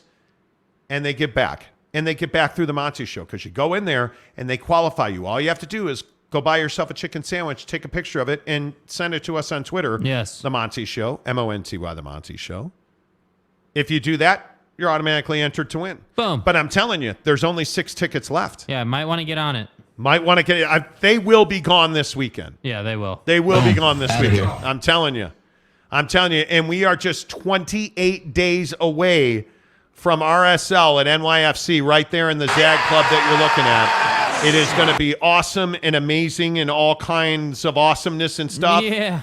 You know. It's awesome and amazing and stuff. Yeah, you know what I'm saying? We would love to see you guys hang out with us there. If you're going to be at the RSL match, come by and say hello. We will be there June 10th. For RSL and NYFC, Greg Romano, do the side conversations in chat bother you guys? They don't. Not at all. Why do I care? Jet Wayman, the tile king of Utah. Super Chicks is very good. Yes, it is. Yes, hey, it Jet, is. didn't you say that did Jet go in already? To Big O? Didn't Jet say he was going in or something like that? I think Teddy Wayman said he was going in. Yeah. See you there. Let's see. Hullabilly. Cocaine in the ranch is next level. Must try. Dude. Facts. Hullabilly?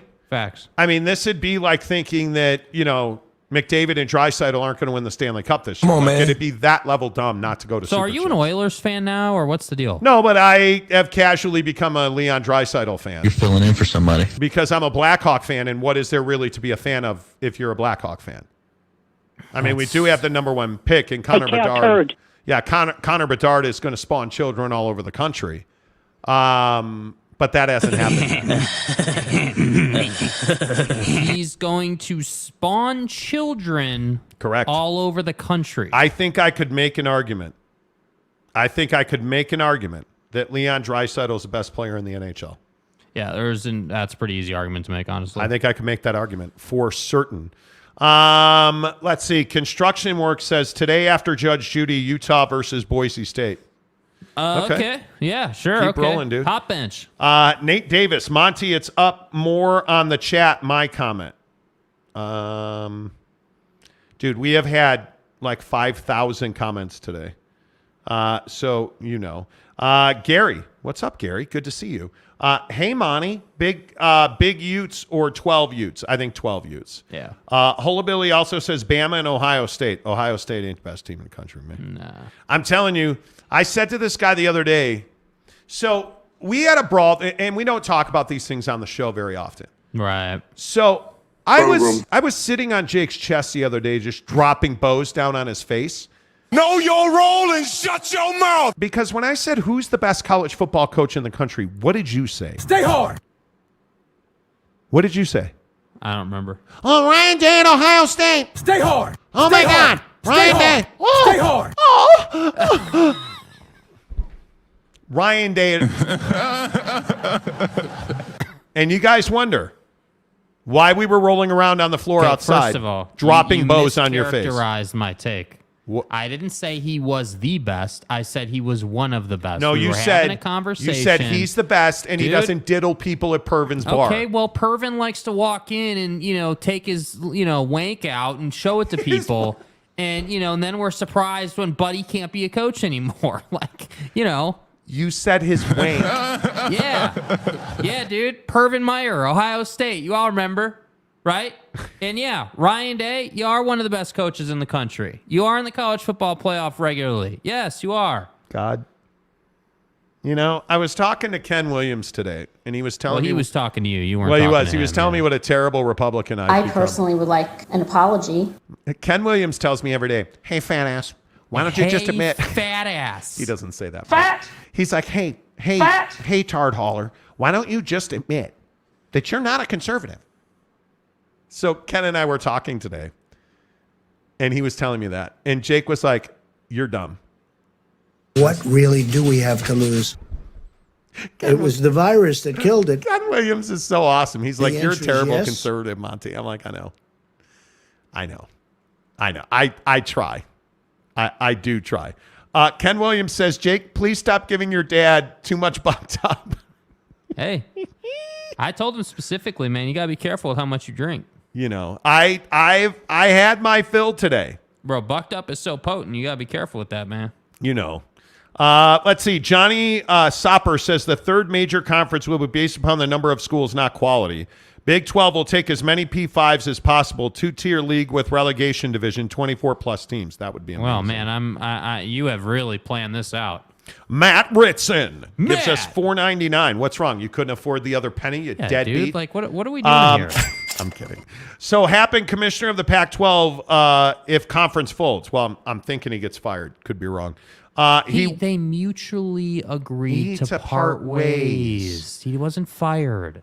He works for Staple. He works Staple stuff envelopes and figures out calculators with the Pac-12 TV deal on the back of those envelopes. You're not wrong, dude. Big Dog O-Town. Shout out to Mo Bamba. Been the Super Chicks 3 times. Mentioned the show. Looked at me like I was an alien. Okay, which Super Chicks, man? What Super Chicks? Yeah, you can't just go to any Super Chicks. It's the one in Ogden off Riverdale Road, or the one in the Jeezy. Mike Maples left a comment, and it won't show it to me on the StreamYard side.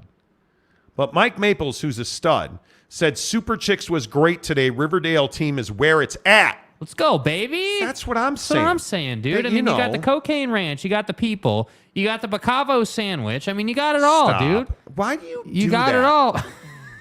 Like, do I ask for, like, am I a demanding father? You fucking donkey. I am.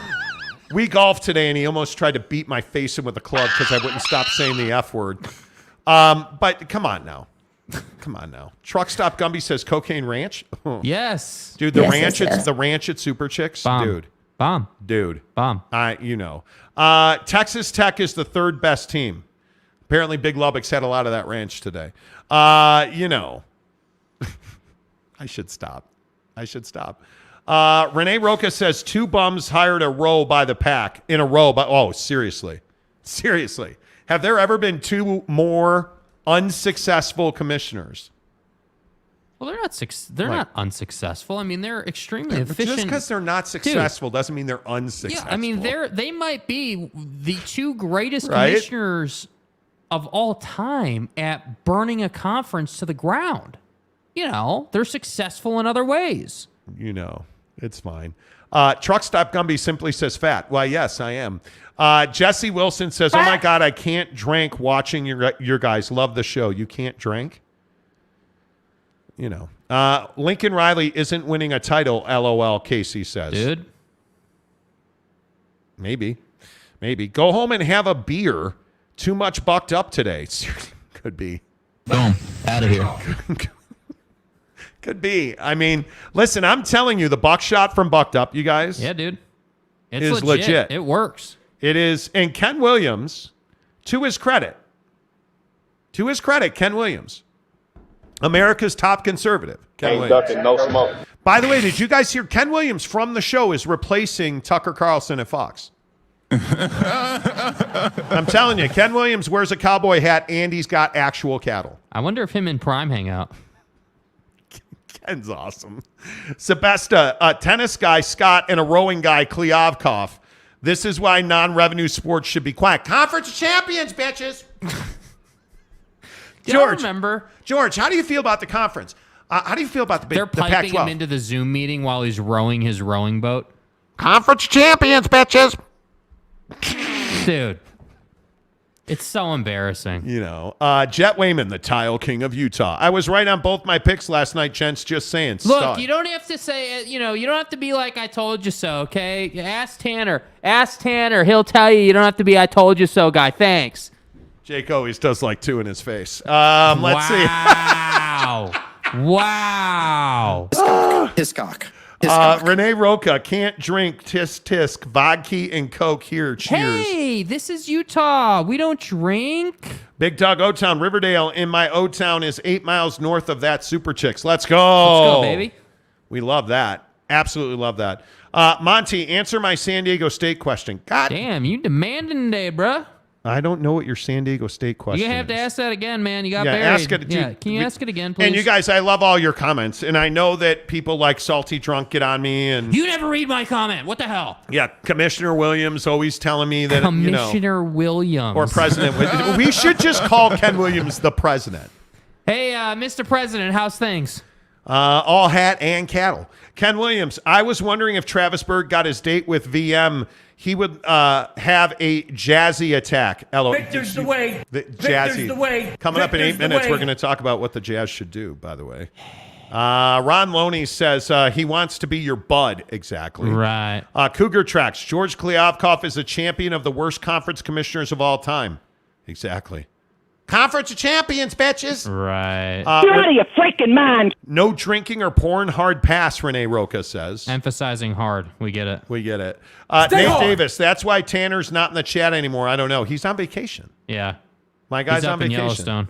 Monty Rant says too many comments some days. Dude, it's crazy. Yeah, I mean, how many views we got today? I mean, we gotta be. Are we at 200 likes? We are at 220. Damn. Appreciate that, you guys. Appreciate that very much. Always like when you guys hit the like button. Please hit the like button if you have not. We're about 3,000 views today. Yeah. So we've had a ton of comments. I mean, a ton of comments. Yeah. So we appreciate that. You guys support this show unbelievably, so we appreciate you. Thank you so much. And almost as if on cue, the Monty Show is presented by our good friends at The Advocates, theadvocates.com.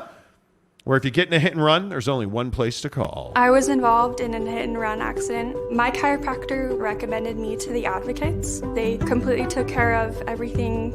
Now that my case has been settled, I feel like I can go back to my normal life, all thanks to the Advocates. All right, the Advocates are the best in the business. No matter where you are, theadvocates.com. If you're in Utah, utahadvocates.com. because you do not pay the advocates until they win your case. And again, if you got hurt at work, they do workman's comp. If you have Social Security issues, they can help you with that. If you've been in a car accident, if you got hit while you were riding your motorcycle, your bicycle, your scooter, theadvocates.com, they never, ever charge you a consultation fee, a retainer. No, you don't pay the advocates until they win your case. In fact, you can chat with an attorney live online right now, 24/7, 365 at theadvocates.com. Make sure you tell them you heard about it on the Monty Show. Hola, Billy. If you have commented without liking, you're a square. Agreed. Yeah, we've had thousands of comments today, so we appreciate that. Hey, go black. Go black. 45. Go Tigers. Back in the membership. Let's go, Appreciate you. Thank you very much. Saul Goodman, Cleav Cock, ready to fill in the Chess and Checkers Championship Awards to the Conference of Champions. Conference of Champions. All right. Bro rolled out a Chess and Checkers take on Cleav Cock. Time to congratulate Stanford Law on winning the National Debate Championship. Conference of Champions, bitches. Me? I swear if I hear that one more time, I can't. Construction worker, the academics thing does not work. UVA is a top school and will go to the SEC if offered. Okay. No, I'm not doing it. Next I'm comment. not getting into the. I'm not doing it. Next comment. Donald Duck, thanks for making me laugh the hardest I've ever laughed. You're welcome. Nate Davis says, can you talk about the Jazz right now? 4 minutes. 4 minutes, bro. Salty, who's in Australia, by the way. You've missed a ton of my comments and didn't say jack. Just saying I get it. We get it. Wait, hold on. I just need to point this out, okay? First of all, it's Salty Victor the Way. Victor's the way. Right, so that's the first thing. The second thing is I always love the comment, whether it's from Salty or someone else, when they're like, hey, you didn't read my comments, but I'm not complaining, just saying, and then they give you their take. Like they're low-key complaining you haven't read the comments yet. You know. Victor's the way. You know, I mean. I appreciate you, Salty. Oh, look at Mapes. Okay. Let's go, Mapes, with the tweet picture. See what we got here, man. Mike Maples is a dude. He got, oh my God. Did he get, he went to Super Chicks and got the cordon bleu. You stud. Sassy son of a duckling. Maybe we do a Super Chicks run tonight. Dudes, I'm trying to eat so well. And it's so difficult, and I'm sure you guys can relate to this, but it is so difficult when we have Super Chicks on the show as a partner. Bro. We can eat as much Super Chicks as we want. Right. And I'm like trying not to eat sodium and trying not to eat fast food. Sodium. Oh my God, you guys, look at that thing. Dude. Okay, bro, do you need to get a room? Look at that thing. Are you kidding me right now? Are you kidding me right now? That looks amazing. The chicken cordon bleu, the fries. Be real, what's your favorite sandwich besides the deluxe? 'Cause I know that is your favorite, but like of the ones, because we've tried a bunch of them. The sliders, the little. They make these little like chicken tender sliders that are. Yes. That cordon bleu looks good, Mapes. Why would you do that to me? Yeah, that's not very nice, bro. Dude, I love and I'm not even saying this because they advertise on the show. Super Chicks is by far the best chicken sandwich. Like, it is not even close. Yeah. It is absolutely not even close. Yeah. Big Dog O-Town's a member. Hey, what's up, Big Dog O-Town? Big Dog. Appreciate you, Big Dog O-Town. Appreciate you going in the Super Chicks. Thank you. You guys, you do such a good job supporting the show. Go Tigers. We appreciate you doing that so much. As always, this hour of the show is presented by our good friends at Papa Murphy's Pizza. Yes, we have a lot of food on this show. Bro, we have the goods. Monday, that's right. Bro, the offer we have from Papa Murphy's is absolutely gas. You do not want to miss the show Monday because I'll just say they're giving you free pizza Monday. Yeah. Dude. Yeah. It is. You get offers from people. But the entrepreneurs that own the different locations of Papa Murphy's Pizza, I don't know if you know this, but it's not like a big corporation. It's all individually owned and operated at Papa Murphy's Pizza. So they've come together to support our show. It's going to be amazing. It is going to be amazing. But that doesn't mean this weekend that you should not get a Taco Grande pizza. Hi, I'm Kylie, and I make fresh, delicious Papa Murphy's pizza. Hi, I'm Zach, and I make the Papa Murphy's pizza. Sure, that's take and bake. We built it with the freshest ingredients. You bake it fresh in your oven. By you mean me, so technically, I make the pizza. Super good pizza, Kylie. Oh, Kylie, so good. Right now, enjoy big-time taco flavors on a pizza with the limited-time Taco Grande. Papa Murphy's, change the way you pizza. Papa Murphy's Pizza. Make sure you download the Papa Murphy's Pizza mobile app. Get the hookup at Papa Murphy's Pizza. And the thing I love about the mobile app is you can order it at 6 a.m. and you can put a pickup time and it'll be on the to-go rack. You walk in, you pick up your pizza, your marinara meatballs, you're taking the chocolate chip cookies at Papa Murphy's Pizza. Forget it. Take them home, put it on the Traeger smoker, put it in the oven, done in 20 minutes, and it's a feast. Papa Murphy's Pizza. Use a promo code Monty25 to get 25% off your purchase of $25 or more. Jet Wayman says Papa Murphy's is gangsta. Gangsta. We Go do, Tigers. dude. I'm telling you, if you're hungry, this is not the show for you because the food. I think it very much is the show for you. Well, Monday it will be. Yeah, without doubt. You know, Archer Quick says Ogden is in Utah. Yes, it is. Yes, it is. Capazzo says Tanner is a dedicated Eagles fan. He is. Holabilly says I'm ordering some P-Murphs tonight. Love that. Let's go, baby. Let's go, baby. Yeah, but no olives, though. Okay, no olives. No olives. Be better. No olives. Be better. No olives.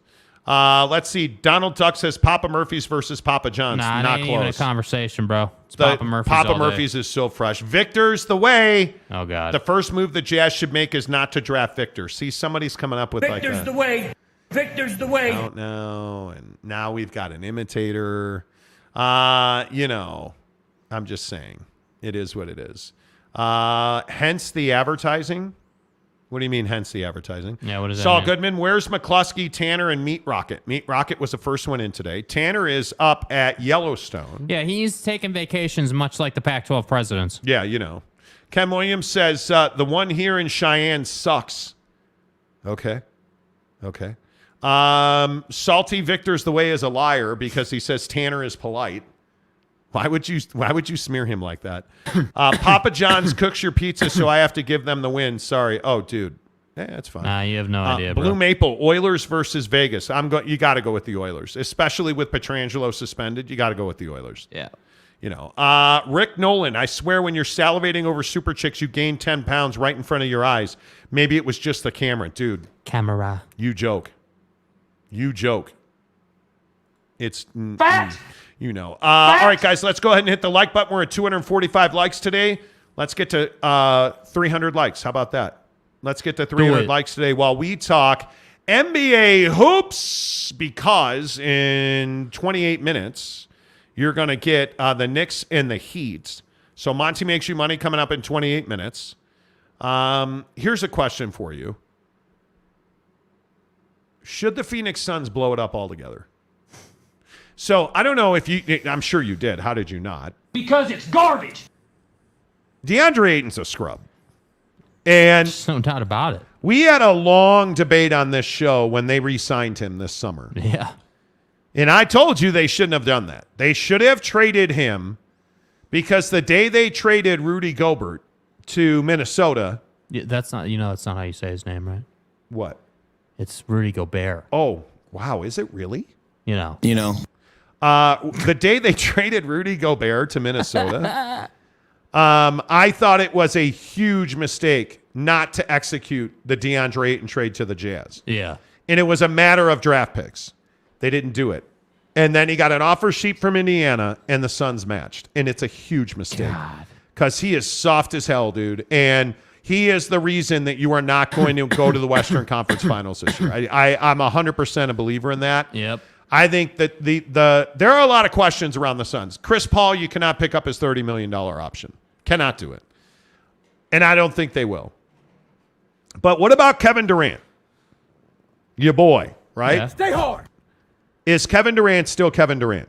Yeah, I mean, I think he is. I think, the injuries obviously piled up this year. There's There's no way around it. They piled up, and I think that, Kevin Durant is obviously a hell of a player, and I think that it was a struggle for him so far this year with the Suns. There's no question about it.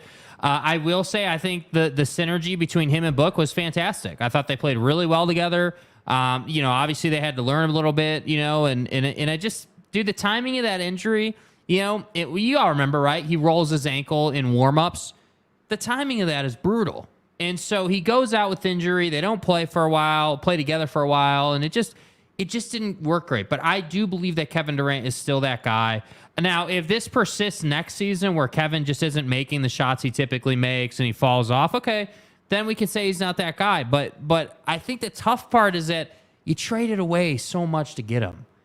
And to see him miss all those shots, because make no mistake about it, and I'm not running from it. I'm a KD guy, and he just didn't perform. I mean, he didn't make the shots he needed to make. And I think when you combine that with the fact that Deandre Ayton is soft as hell and totally failed his team and is a complete embarrassment, in my opinion, you have a recipe for failure. There's just no way around that. So, yeah, I mean, if I'm the Suns, I'm trying to trade DeAndre Ayton. I'm definitely trading Landry Shamet. And I would love to retain Jock Lawndale, even though he's a restricted free agent. Would love to retain him, and he said today that he'd love to be a Sun. So I would expect him to be back. So, yeah, I do think Kevin's fine, but there are major changes that need to come to the Suns. Yeah, and I think it starts with Chris Paul, but the interesting thing about the Suns right now is you're getting a high level of play. You're getting Kevin Durant type talent and play out of Devin Booker, but you're getting Devin Booker historically having Devin Booker out of Kevin Durant. And the question is, can Kevin Durant find his way back to that elite scorer, to being the best scorer in the NBA? Because right now he's not that guy. And I think that is the very first question that you have to ask about Kevin Durant. Now, if I were Kevin, I would take a very restful, get healthy summer, and I would build my body. Yeah. And I think he will. But you look at the foundation that is in Phoenix, and the guy I want to talk about is Jock Lawndale. Like, I mean, you now have a guy, in my opinion, that makes it okay to go and find another 1B center. Go find a guy that isn't particularly a number one. Like a DeAndre Ayton in the regular season's a stud. He doesn't defend and he can't catch the ball, but he's an offensive stud. It's okay to let him go because you have a number 2 center in Jock Lawndale that can really fill the gaps for 20 minutes a night. Yes. He's shown you that against Nikola Jokic and the Nugs. And frankly, I think Jock Lawndale's a guy that they stole.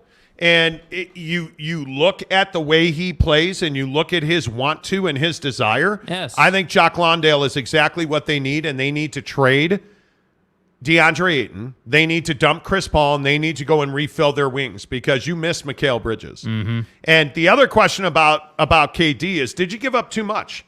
Because if you had Mikal or if you had Cam, the Suns are probably still in a much better place against Denver. Mm-hmm. No, I totally agree. And I think, the defensive end is what you gave up a ton on. I mean, last night's game, I just felt like the Suns weren't there. I mean, you were defeated the whole time, and Denver could smell it, and they just torched you. I agree. And I think, the Suns, you can't blame them for going and getting Kevin Durant, but I mean, the question of if they gave up too much is definitely front and center. I mean, to see Bridges go to Brooklyn and do what he did as an individual is absolutely ball-breaking, considering that he wasn't that guy in Phoenix. Now, again, the problem is he could have been that guy, and that's what I think is tough. Like, Cam Johnson, you can replace Cam Johnson. I mean, there are plenty of guys that can shoot it from the corner. Dude, KCP was ripping the net off the rim last night. Like, I mean, there are plenty of guys that can shoot the three in this league. But Mikal Bridges, being the defender he is and the offensive player, like, that's the one that I think just crushes you. By the way, do I get some Cantavius love? Yeah, I mean, you're the guy who's been proclaiming that he shot the Lakers to a championship. Because he did. Blue Maple says, got to bail for the Leafs game. Good luck. Hope you win tonight. Lopes fan Gabe, what's up, my dude? Ayton boat anchor around the Suns' neck is like Gobert was to the Jazz, except Gobert was serviceable. He was. But again, I don't think that Ayton's not serviceable. Like, the problem is let's not get this confused. Jokic dominated Rudy the same way Jokic dominated Ayton, right? Like, Gobert was not in a better position, and at least Ayton was giving you some offensive push, but it wasn't like it was some great push. Like, that's the problem. I don't know. The problem is Ayton's attitude sucks. That's the problem. If Ayton was a work hard guy and he just wasn't able to get it done, you understand it. But you're selfish, dude. You intentionally didn't play that game last night. I don't buy that he couldn't play. I think the biggest difference between Rudy Gobert and anybody who's watched this show for a long time knows I am no Rudy Gobert fan or apologist. But you know what Rudy Gobert never, ever did? He never quit. Mm-hmm. He never quit on this team. Facts. He never gave up. He never walked out. He never mentally checked out. Facts. DeAndre Ayton checked out the minute he signed that offer sheet in Indianapolis, and I don't think he ever checked back in. Yeah, I agree. Michael Peck, Durant could still shoot, can't lead a team. Can't win unless he's already on a championship caliber team. We know this. Ooh. I don't know about that. I think there's a lot in that. I think the Suns gave up too much to get him. Yeah. Salty, Rudy was better than serviceable with the Jazz. His contract was primarily the problem. Well, I mean, if we're revisiting history, I think that Rudy Gobert for the Utah Jazz, to Salty's point, just made too much money. You can't pay a fucking guy that can't score. You can't pay him $41 million on average. Yeah. But was he an elite rim protector? He was. But let's not forget, Rudy Gobert was not an elite defender. He was an elite rim protector. Guys, remember when Rudy Gobert sat out against Dallas? Last regular season game in Dallas. I do remember that. Overall, I agree that he never quit on the team. But that night... He didn't quit on the team. That night, I was frustrated with I think him. he was trying to prove a point. Yeah, well... The eye patch. The Suns are done. They had their window. Time to rebuild around Booker again. I think it's Booker and Ayton. Or, excuse me, Booker and KD. I would not, in any way, shape, or form, build around Chris Paul again. He cannot be part of your environment, ecosystem, leadership structure. He's too old. You can't count on him. Water's wet and Chris Paul's hurt in the playoffs. Facts. Can't do that. Hullabilly, KD is a beast. CP3 needs more CPR. Yes, he does. I just don't know how many years he's got left, dude. None. He's got no years left. Yeah. No years. That sounds familiar, the eye patch. Nate B says Portland Trailblazers. Okay. I mean, that's a great point. Nate B also says, I've gone horse rooting for Dame and company. Okay. Okay, Nate. Okay. Big Dog O-Town. They Phoenix have no bench. Truth. Him and Booker can't do it all. KD needs to come here to really cement his legacy. Yeah. Saul Goodman says KD's a failure. San Diego State Glenn says Suns. Yes, blow it up. Blow it the hell up. Nate B. At least he got his own skin in Call of Duty, though. Love you, Nate. Mark Ruckert. What's up, Mark? Durant is overrated as a winner. Ooh. People hating, man. Ooh. That's like sitting yourself on a slatted wood chair naked and getting your balls whacked on the bottom. We did what we did. Too much. Speaking of which, Greg Hawkins, hello. Salty. Jock developed under Pop at the Spurs and defends the pick and roll well. He does because he moves. And I love his attitude. Yeah. I love his attitude. Work hard guy. Saul Goodman, KD, you're not that guy, pal. You're not that guy. I'm not playing that drop for you on premise alone. Okay. Mike Rayner, I was a huge fan of Papa Murphy's till they went out of business due to COVID where I live. I own 4 Traeger smokers since 2008. Love them. Y'all need to check them out. We own a Traeger smoker, an Ironwood 885. White fire technology. Ironwood 885. Get hard. Too much? Probably, yeah. That was probably Feels too aggressive. Much. Yeah, that was probably too much. Feels aggressive. Yeah. Mike Rayner, where do you live, dude? Where do you live? Kip Bennett. Hello, Kipper. Man, I bet you fucking hate when people call you the Kipper. Arizona would fit in basketball with the Big 10 or the Big 12. Robin should just say that Arizona is leaving the Pac-12 in 2024 just to get a response from the Pac-12 commissioner. Who's going to give Kliavkovic Cock CPR when he dies? Hey, over that? Canada's on the TV. Are you? Oh, I mean, Canada. are you? Our home and native land. We stand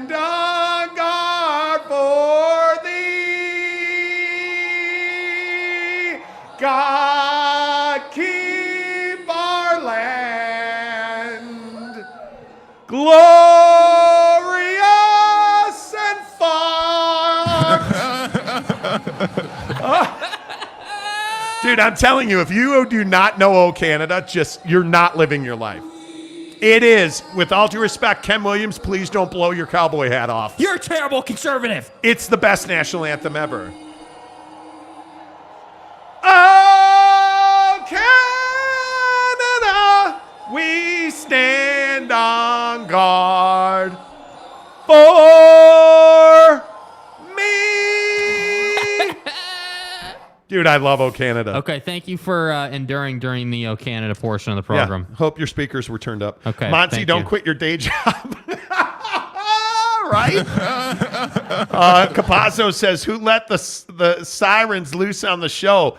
All the ships are coming to the south. You know what I mean? Yes, you did. Yes, you did. Dude, I love "O Canada." I love singing "O Canada." I can't, but you guys, I cannot sing it all. I freely admit it. We're well aware. As me. I just displayed. Yes, trust me. But I love "O Canada." Yeah. San Diego State says, yeah, bucked up you are, Monty. A little bit, but I love it. Jansen, I never, ever thought I'd see Monty sing "O Canada." Dude, your life is made. You can die now. How many of us are watching the NHL playoffs? I love it. I love it, dude. I love it. Ken Williams, oh my God, my dogs are howling. I'm so sorry. Actually, I'm not. Sorry, not sorry. Monty is off too many buck shots, You know. I'm telling you. Go get your free buck shots right now. They are in the link in the description below. You guys, I'm telling you, I have never felt better. And the buck shots, I make a huge difference. They make a huge difference. We played, and I'm not saying we played 18 holes of golf today. So I walked 8,000 steps, played 18 holes of golf, got up at 5 a.m., then walked 8,000, then played 18 holes. And I have had one energy drink and a buckshot, and I feel great. Gotta be fucking kidding me. No, I'm not kidding you. I am ready to jump for joy, man. Okay. I'm telling you, Bucked Up is the official energy provider of the Monty Show. Get the Bucked Up buck shots, you guys. They're in the description below. 6 free samples sent right to your front door. Go get them right now. Get the watermelon. They are fantastic. Get the watermelon. Buck shot from Bucked Up. Yeah, who's watching the NHL playoffs? I am. Obviously, you guys know I'm a Chicago Blackhawk fan. God bless Connor Bedard. I swear if you pull a labia this summer, I'm going to freak out. Mm-hmm. But I am openly rooting for Leon Draisaitl to win a championship, to win a Stanley Cup, because what's the matter? We have a new video from our boy Big Daddy Magic. Big Daddy Magic is in the Bucked Up. They have like a truck, a trailer. Where is it? Oh my God, Big Daddy Magic! You gotta see this. Dude. You gotta send this over. Big Daddy Magic had a home, man. Okay, well, Truck Stop Gumby is like says watermelon.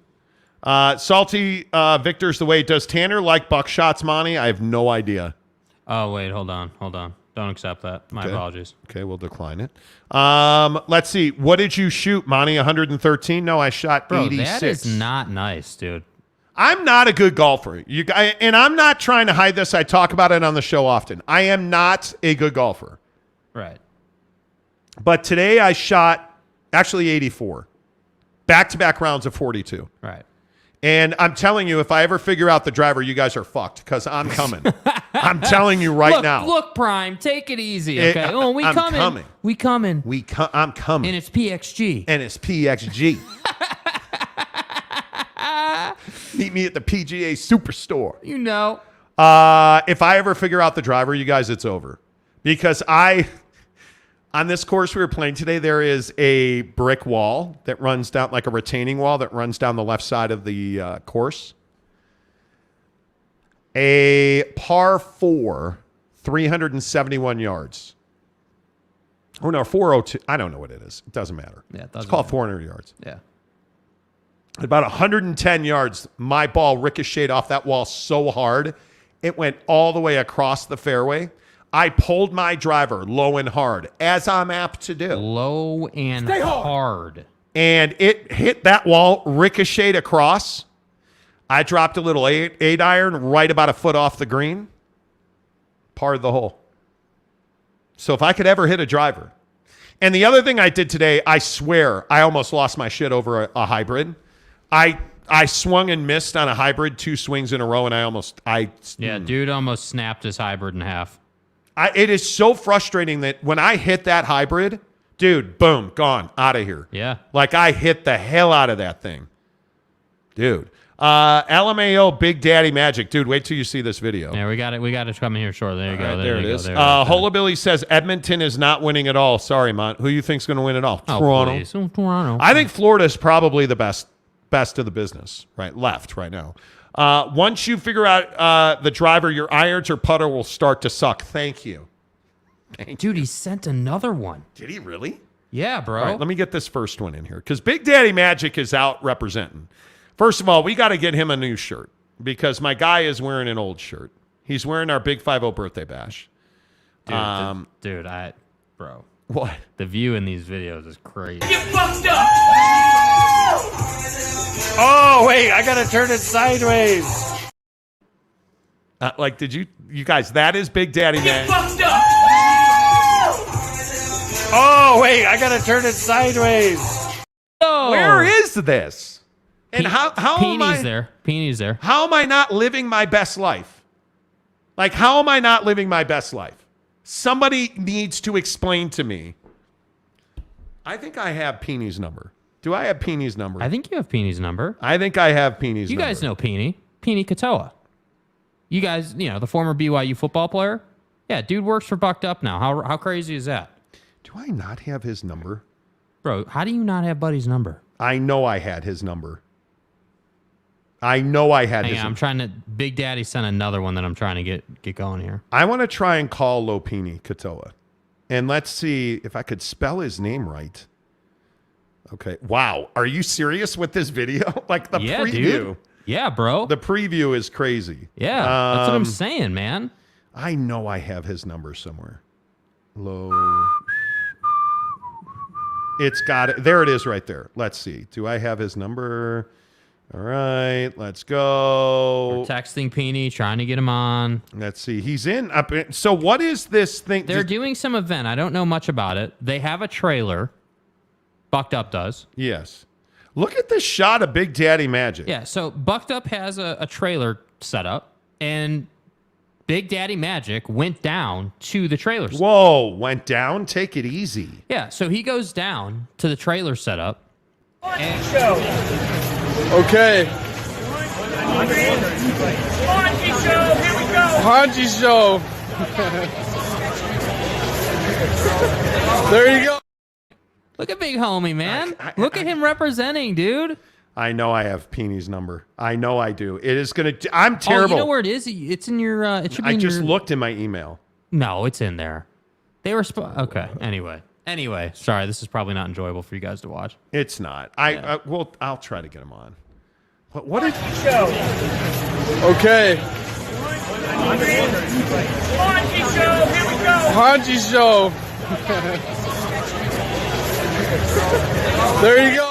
See, Victor's that's my the guy. way. I'm telling you, Big Daddy Magic, that's my guy. Victor's the Travis Bird is a stud. Truck Stop Gumby says good times. Ken Williams says LOL. Travis, that's what I'm saying. Lamont Tucker, do the Suns need to look for a new coach? They do not. No. I think Monty Williams is a guy.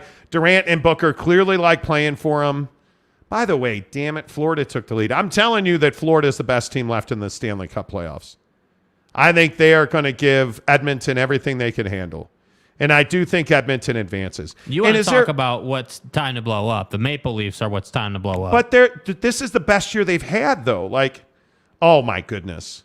Don't get me started. Don't get me started. Travis is the way, Brady Cook. That's exactly right.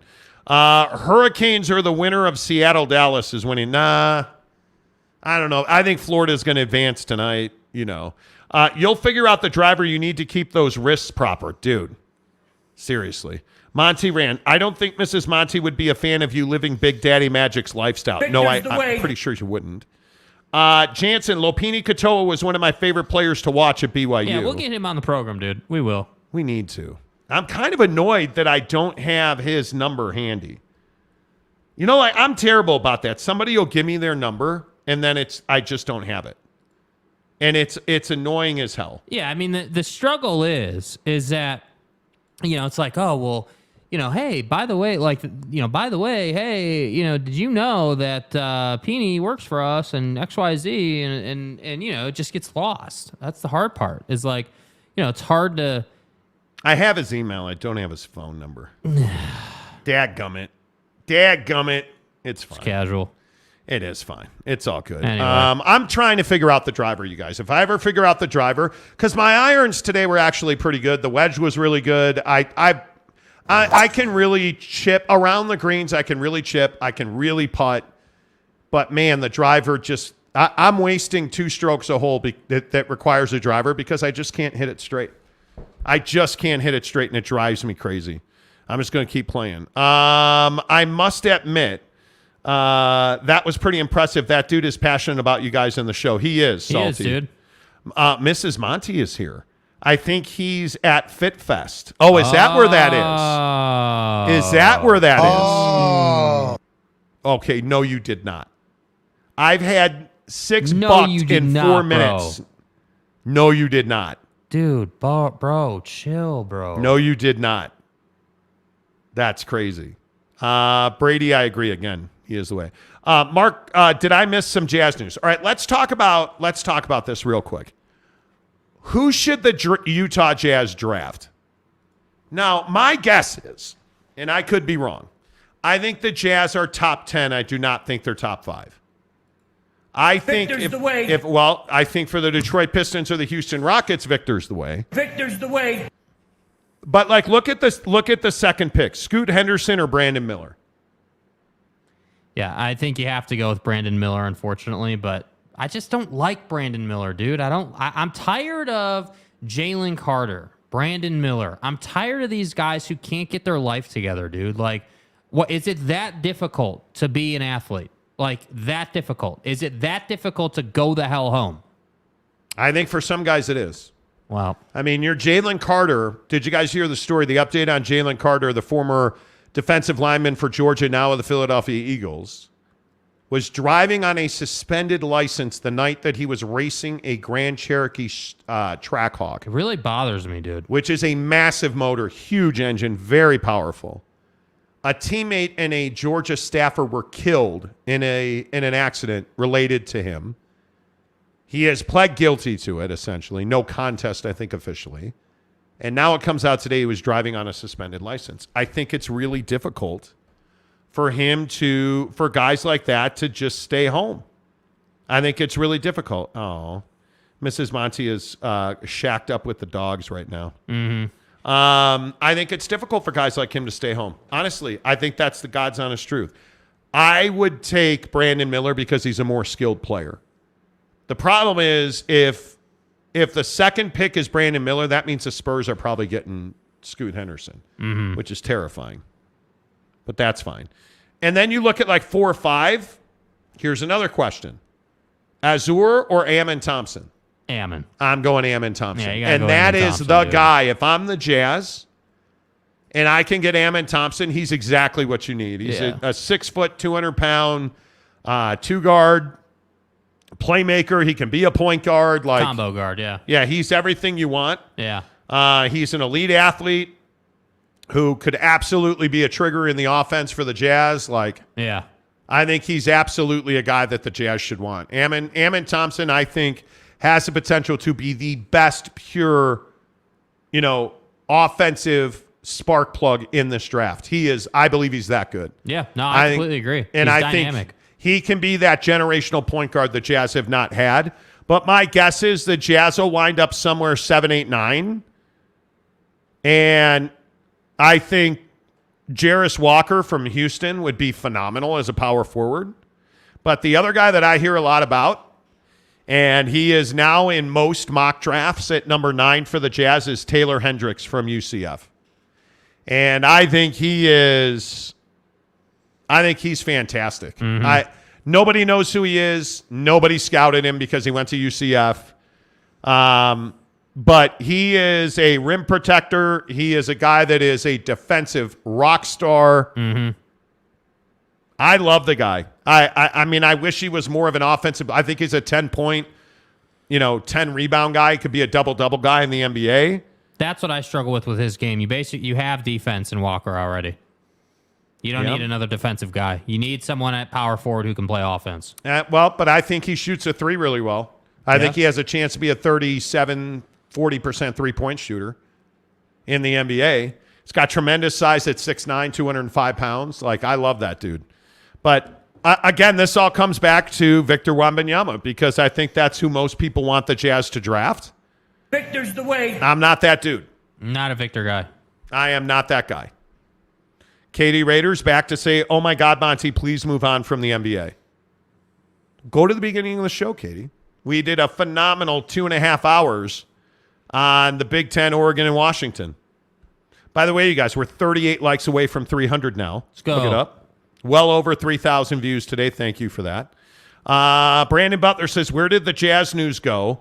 Anthony Black. Well, we're talking about it right now. Yeah. Jansen says, but who takes Victor and when? Well, he's the number one pick. Yeah. I think because if you look at the teams that are likely to get the number one pick, if you look at Detroit, Houston, San Antonio, all those teams can build around him. Yeah. And he's actually, I think he is the most lethal in Detroit. Victor? Mm-hmm. I think that, I don't know what happens to Cade Cunningham. I have no idea where he actually ends up. He'll be all right. But I think he is.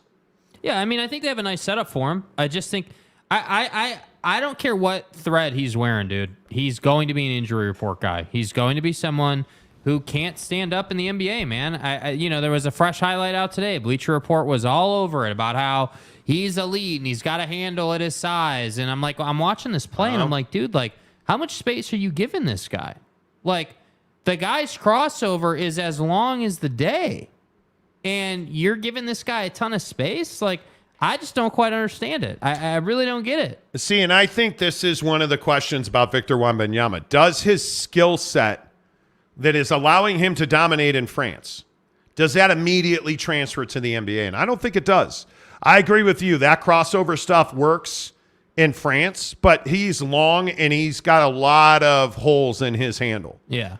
Now, that doesn't mean that eventually it will not, but I think it's very difficult to come in as a 7-foot, 10-inch, and what is he, 7'4", I think. I think, yeah. But he's 200 pounds. And they say he loses weight during the season. But Wembanyama is going to be the number one pick. There's not even a question. The only question is who's number two. Yeah, I think his skill set can translate to the league a little bit. I think if you got him matched up against, VW, if VW has the ball on the wing against, Rudy, I think he's fine. If he's got it against Jokic, I think he's fine. If he's got it against a big that's not really all that mobile, he's going to be in a good place.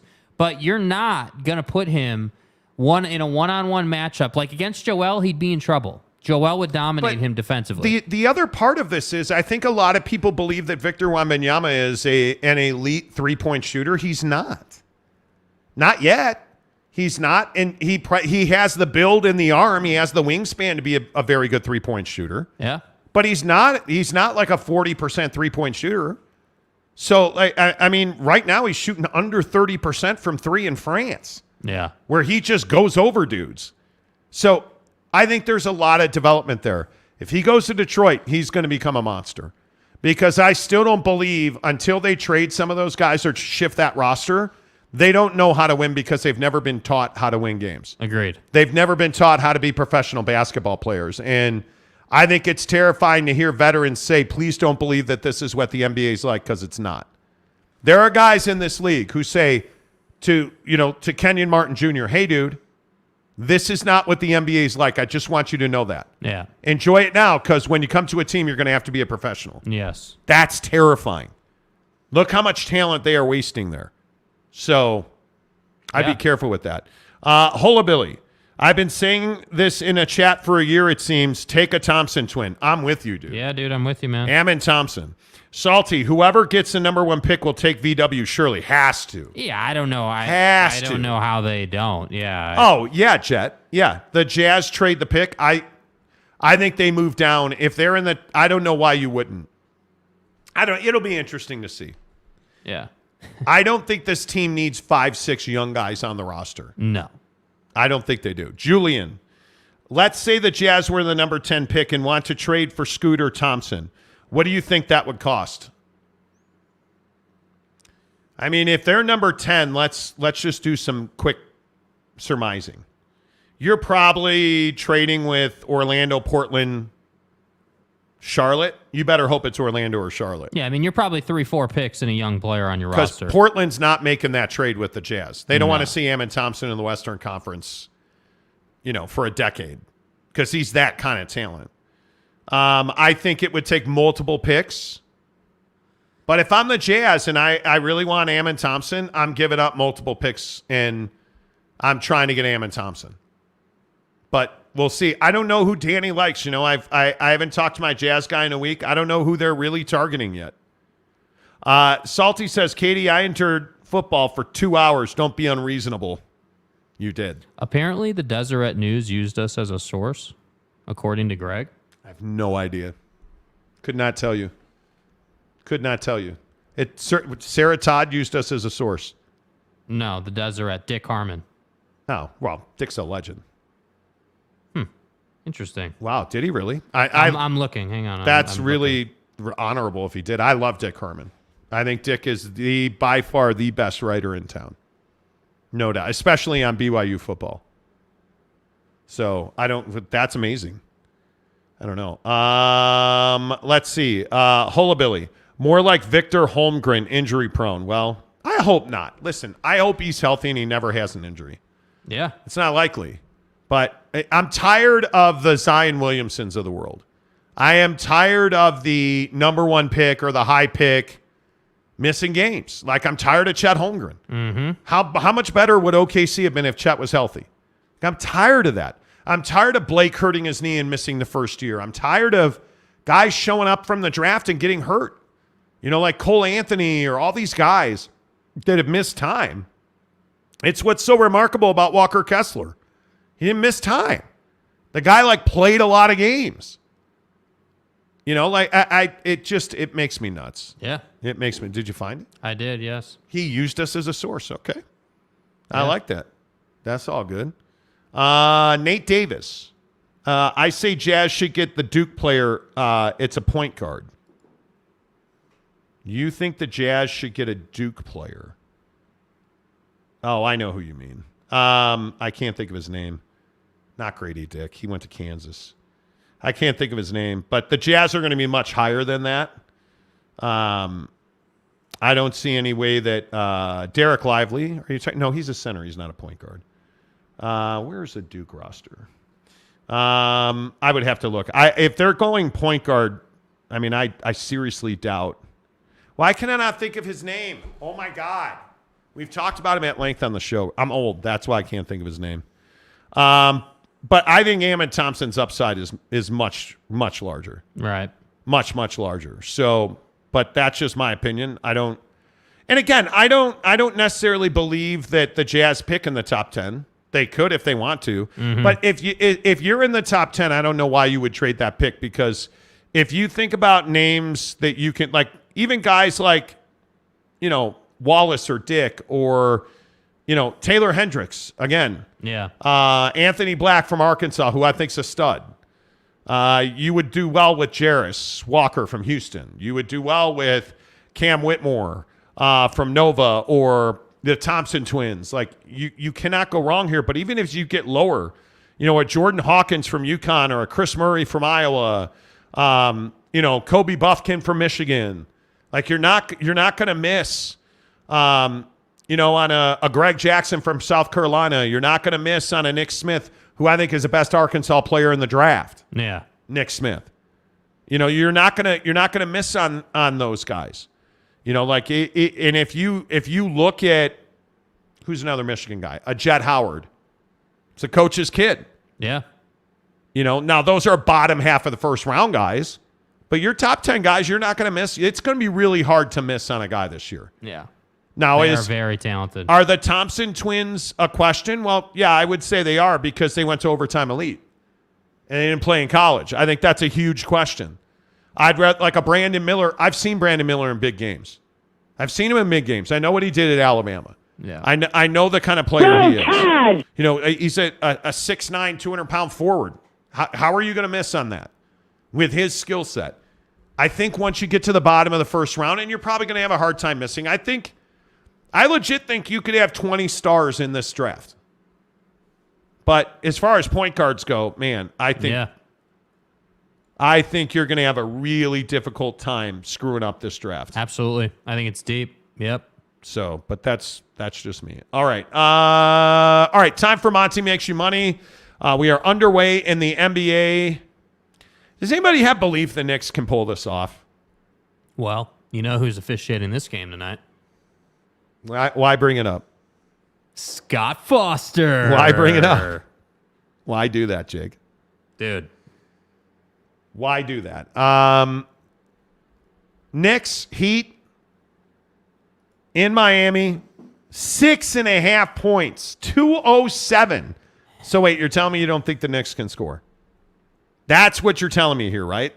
You don't think the Knicks can score? Yeah, I mean, that's basically what they're saying. But yeah, I mean, everybody and their mom is taking the Heat in this game. And I mean, you have to. It's not a choice. I mean, that's just the pick. But I mean, is there any concern? Absurd. Is there any concern that the Heat screw this up, or we're just all in that the Heat are a rock solid pick on this? Well, the problem is in New York, you gave away a game you probably should have won. Right. You gave away a game that you probably should have won. And you allowed Jalen Brunson to dominate you.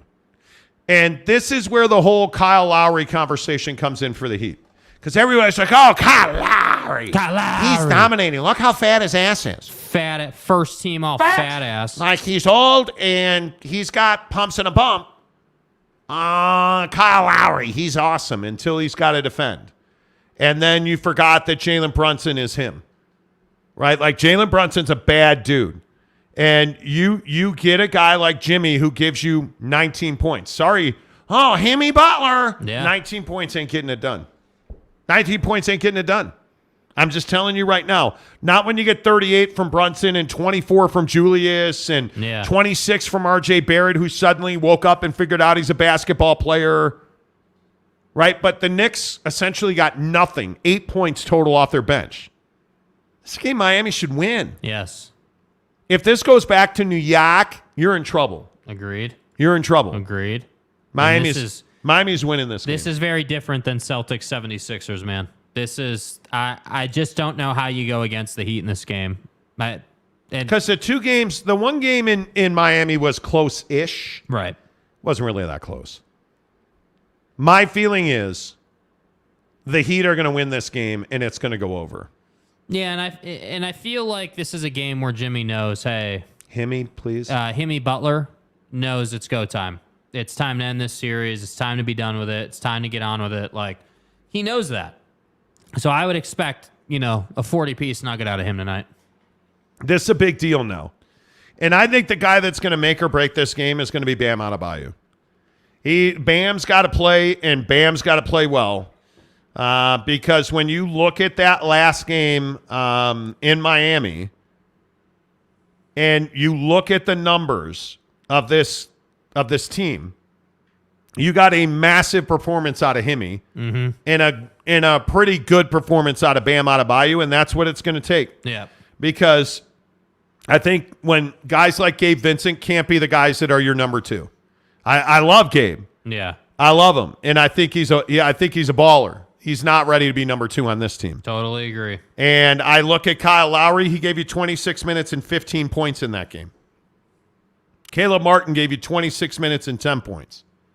Your bench is playing a ton of minutes. Bam's got to come through because he's their only big. Cody Zeller's not a big. That's a fill-in guy. That's a rest. You're filling in for somebody. Yeah, that's a fill-in guy. Dude. Yeah, that's filling in for somebody. Yeah, that's a rest for Bam. Boom, out of here. That's all it is. Bam Adebayo's got to have a game tonight. I think he will. I think this is win, cover, and over the 207. Agreed. I think they cover it. I think it's win, cover, over. Yep. That's where I'm at with it. Jet Wayman says, I got the Heat closing it out and the Warriors forcing Game 7. And you got balls, dude. You have serious balls, bro. It's called cojones. Cojones. That would be a crazy result.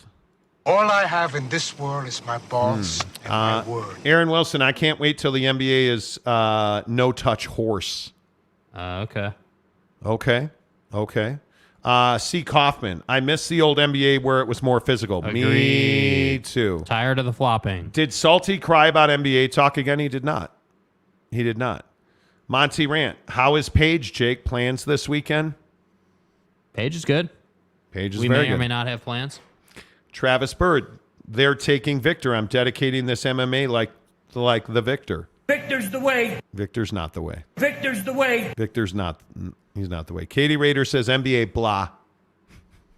On brand, Katie. I appreciate you being here. Stay consistent. Nate Davis, the Heat going to win, but I think it's going to be close. And Bam, by you, it's got to be a superstar or even all-star like Himmy. Got to go for 40. Somebody's got to go for 40. Yes. Somebody's got to go for 40.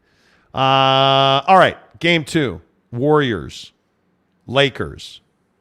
Lake Show -3, 219.5, 8 o'clock. ESPN. Man, this is tough, dude. Purple and gold. I think you have to. I think you got to bet the Lakers in this game. And I'm a Warriors guy. Have to. Here's the problem. Wiggins has been a difference maker in this series. A big difference maker in this series. And he's hurt. He's got a rib contusion, much like Deandre Ayton. I think Wiggs is far, far more important than anybody gives him credit for. I think I'm taking the Lakers to close tonight. Yeah, Kevon Looney does media availability earlier today. What a Verhage for Florida. What a goal by the Panthers. It's all over. It's all over. Long way to go. It's only the first period. It's 2-0. It's over. And McCabe got robbed on the doorstep. Oh, my God. Yeah, it's over. 2-0 Florida. Go ahead. Kevon Looney was doing media availability earlier today and talked about how, I think last year, I believe it was, in the playoffs, he plays through a rib injury, talks about how he wore a flak jacket in that game, and said that yeah, I don't know how Andrew's really going to play through this because I didn't even have to shoot, and he needs to shoot. So even if Wiggins plays, I just can't see how this guy is effective. You know why Andrew Wiggins is so important?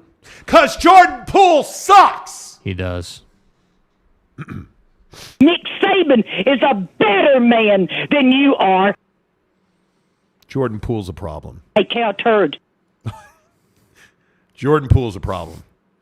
Yeah, a real problem. My pick, you got to go with the Lakers here. I think it's the Lakers. I think they cover and win by 10, and I think it goes over. Yeah. We'll see, man. I think right now today, if you've got a staple gun and my balls are on display. Bro, we didn't need that visual. I'm going Lakers, win, cover, over. Boom. Out of here, Golden State Dynasty. Boom. Out of here. Boom. Out of here. Golden State. Dynasty is not over. Yeah, it is. Yeah, it is. Kiss my butt. Yeah. Roll Lakers. You're out of your freaking mind. I'm not. Cow turd. Hey, cow turd. It's over. I'm telling you guys it's over. And, I know it's not popular in some stretches of America. But the Lakers are a good team. And with Wiggins healthy, I'd have taken the Golden State Warriors tonight. Wiggs is not healthy. Crypto.com arena. This is fucking America. It's over. Lakers are advancing. People are going to be pissed. Boom. Out of here. LeBron James is probably going to give, I think Denver Lakers. Dude. That series will be a problem. I think the Lakers are better than Denver. We'll see. And I think Jamal Murray's better than most of the players on the Lakers. Well, the problem is D'Angelo can defend him. D'Angelo Russell's not Landry Shamet. Victor's the way. Who should never play in the NBA again. Mm-hmm. Let him go take Victor's the way spot in France. Yeah. I think the Lakers are very good. Yeah. And I think Jamal Murray's not the problem. That a Andrew Wiggins or a Steph Curry or a Klay Thompson is. Yeah. And I look at the dynamic component that makes the Lakers go, and it's AD. Yeah. And he's healthy tonight, by the way. He's supposedly going to play well. And I think Anthony Davis is capable of sticking Nikola Jokic. And the bigger issue is Jared Vanderbilt has had many looks at Nikola Jokic. And I think this is as well as Vando's played his entire career. Yeah. I think the Lakers, if the Lakers don't win tonight, they're not going to the Facts. The West. Katie Rader talking NBA, as she always does. Darvin Ham is a Red Raider. Pew, pew, pew, pew, pew. Guns up, motherfuckers. It's Friday. Jet Wayman. Man, I hope you're wrong, Monty. I dislike both teams, but I dislike the Lakers more. Hope I'm right. Hope I'm right. Nuggets coming out of the West. Well, we did see the Nuggets together. I have fond memories of the Nuggies. I disagree. Lamont Tucker, is this the year Dame's getting traded? Nope. Come on, man. Moth Prof, when does Pop retire? Not soon enough. When he wants to. When he wants to. He is not the issue in San Antonio. Greg Popovich is not the issue. They don't have talent. Keep it real. Truck Stop Gumby says, pew, pew, MFers. Darn right. Darn right. Yeah. Victor's the way. Says, I don't think the NBA wants Denver when they could have Boston and the Lakers. Well, agreed. Boston. Victor's the way. What is Philadelphia doing? Not their job. Dude. I'll tell you that. Boston or Philly? Philly. I think Boston is broken. I think Boston is not clutch. I think that they need to burn that thing down and start over. I think, and again, this is just my opinion. I think when you look at,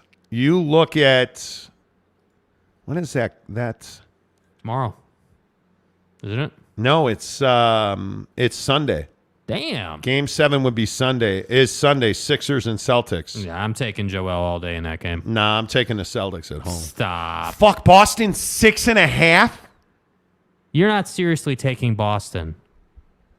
James Harden You're sucks. Embarrassing, dude. James Harden. Of course I'm not taking Gotta Boston. be fucking kidding me. I'm not kidding you. You're filling in for somebody. Boom. Out of here. Why would I take the Sixers It's after an that? question. After that performance, dude. No, I'm telling serious. you, Boston is going to fall on their face in Game 7 at home. It's going to happen. I've been saying it for like 3 days. It's going to happen. Okay, that's fine. All right, good talk. I'm taking the Celtics to win the game. I don't know by how much, rectally or inserted. I have. Dick. Hugh Janus. I have no idea. I'm just telling you. Marcus Smart has green hair. They're going to win. Oh, is that it? Yeah, I'm going Jackass. Celtics. I'm going Celtics in that game. Whatever. What? Whatever. Why are you so upset? All right, can we end the show talking about food, please? Please. Bro. Dude, look at all you guys still. Salty Victor's the way. Monty, can you explain to these haters this program was created by predominantly NBA talk? It was. But we've always talked NFL and college football. Yeah. But most people found us because, well, we fucking nailed the Gobert trade and then, all the Jazz stuff, and I'm a fan. And that's how I look at it. And then Salty came in, he was like, the Jazz are never trading Joe Ingles. Oh. Hey, Salty, they're going to trade him. No, they're not. You're stupid and you're fat. No, I'm not. Salty, weren't you the same guy that rolled out a Bucks avatar during the playoffs before good old Joe Schmo got eliminated?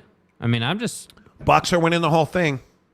Know your role and shut your mouth. Josh Giddey's going to the championship. Know your role and shut your mouth. Joe Ingles is going to be a jazz man for life. No, rent-free in Paul George's head. Rent-free. Robert Graves. Make it make sense. What do Oregon and Washington have to stay? We all know they want the Big Ten. If they are cleared for the Big Ten, you can't have it both ways. The Pac-12 is on the verge of collapse. I disagree. You can't have it both ways. You absolutely can have it both ways. Yeah. Absolutely you can. You can and have we're it not both going to ways. explain it again. Go back to the beginning of the Yeah, show. you can go back to the beginning. We talked about it in detail. depth. Yeah, in depth. The sliding door moments, if he doesn't do his knee, he may not be been traded, you morons. Oh, my God. Wow. Get the hell out of here, bro. Wait, so I thought that Jordan Clarkson was going to be a jazz man for life, dude. No. I believe we had a bet on Chaboy, Joe Ingles being traded, and you still have not paid that bet. You owe me Salty Drunk, who, by the way, for those of you who don't know, is in Melbourne, Australia, right? And his country murders kangaroos routinely because now they have a kangaroo population Listen, problem. we're in a strange time. They do. I'm not kidding. They're going to start murdering kangaroos. No, I guess not. You reach into that sack and pull the trigger and see what happens. My point is, Salty, I believe you lost a bet to me, and you owe me 4X Gold Summer Series, and you still have not sent it. And Joe Ingles is now retired after he went to Portland because the Jazz traded him, not because he tore his knee. I would remind you he was traded while he had a torn knee ligament. So they would have traded him anyways because he's old as fuck. That's what. You fucking donkey. I felt like it. Salty says voided bet. How did you void the bet? Oh, so you're saying because he had a knee injury that voids the bet? My ass, dude. Brandon Butler, this 4X Gold bet had been welched on for 2 years. That's what I'm saying, bro. Do you view this season as a failure? You would think he would accidentally, you would think Salty would wipe his ass with a 4X Gold coaster and mail it to me just to be salty. Stupid-ass question. But has he even done that? He hasn't. He hasn't. And I know that you have fecal matter in your butthole. I know you do. Bro, you just rolled out a fecal matter in your butthole thing. Hugh Janus. Jansen, remember when remember when everyone thought the Jazz would sign Joe when his contract ran out in Portland? We're bringing him back. We're bringing him back. Joe Ingles. Pew, pew. We're bringing him. Jazz man for life, baby. You guys are idiots. Donovan Mitchell's a racist. CRT is Donovan Mitchell's specialty. Oh, my God. Brady Cook, a bet is a bet. Pay up. Sucker. What now? Let me tell you what now. Oh, look at Jet. I do remember the bet. Pay up, sucker. Bro, you've lost your Jazz privileges on this show until you pay the bet, bro. Let me tell you what now. What now? Let me tell you what now. Salty says, okay, now I'm feeling Tanner's pain. Holy cow, that was great, dude. Friday Friday vibes, so good, bro. So good. Nah, James, it's cool, bro. We're good. You guys. We're good. You guys. I love you. It has Know been your role and shut your mouth. It has been a phenomenal week, as always, on this show. To the Tanner Plumbers and the James Knights and the Katy Raiders who hate basketball, I love you. To Jake, you're a prick. To Brandon Butler, I want my scarf. I want my scarf. To Big Daddy Magic, thank you for drowning like 15 bucked ups at the trailer. To Big Daddy Magic, we love you. You know, like maybe we should just write, you know how Jimmy Fallon does love notes? Mm-hmm. To Tanner Plummer, dear Tanner, The Mandalorian sucks. Enjoy Yellowstone. P.S. Rafiki's better. Love Monty.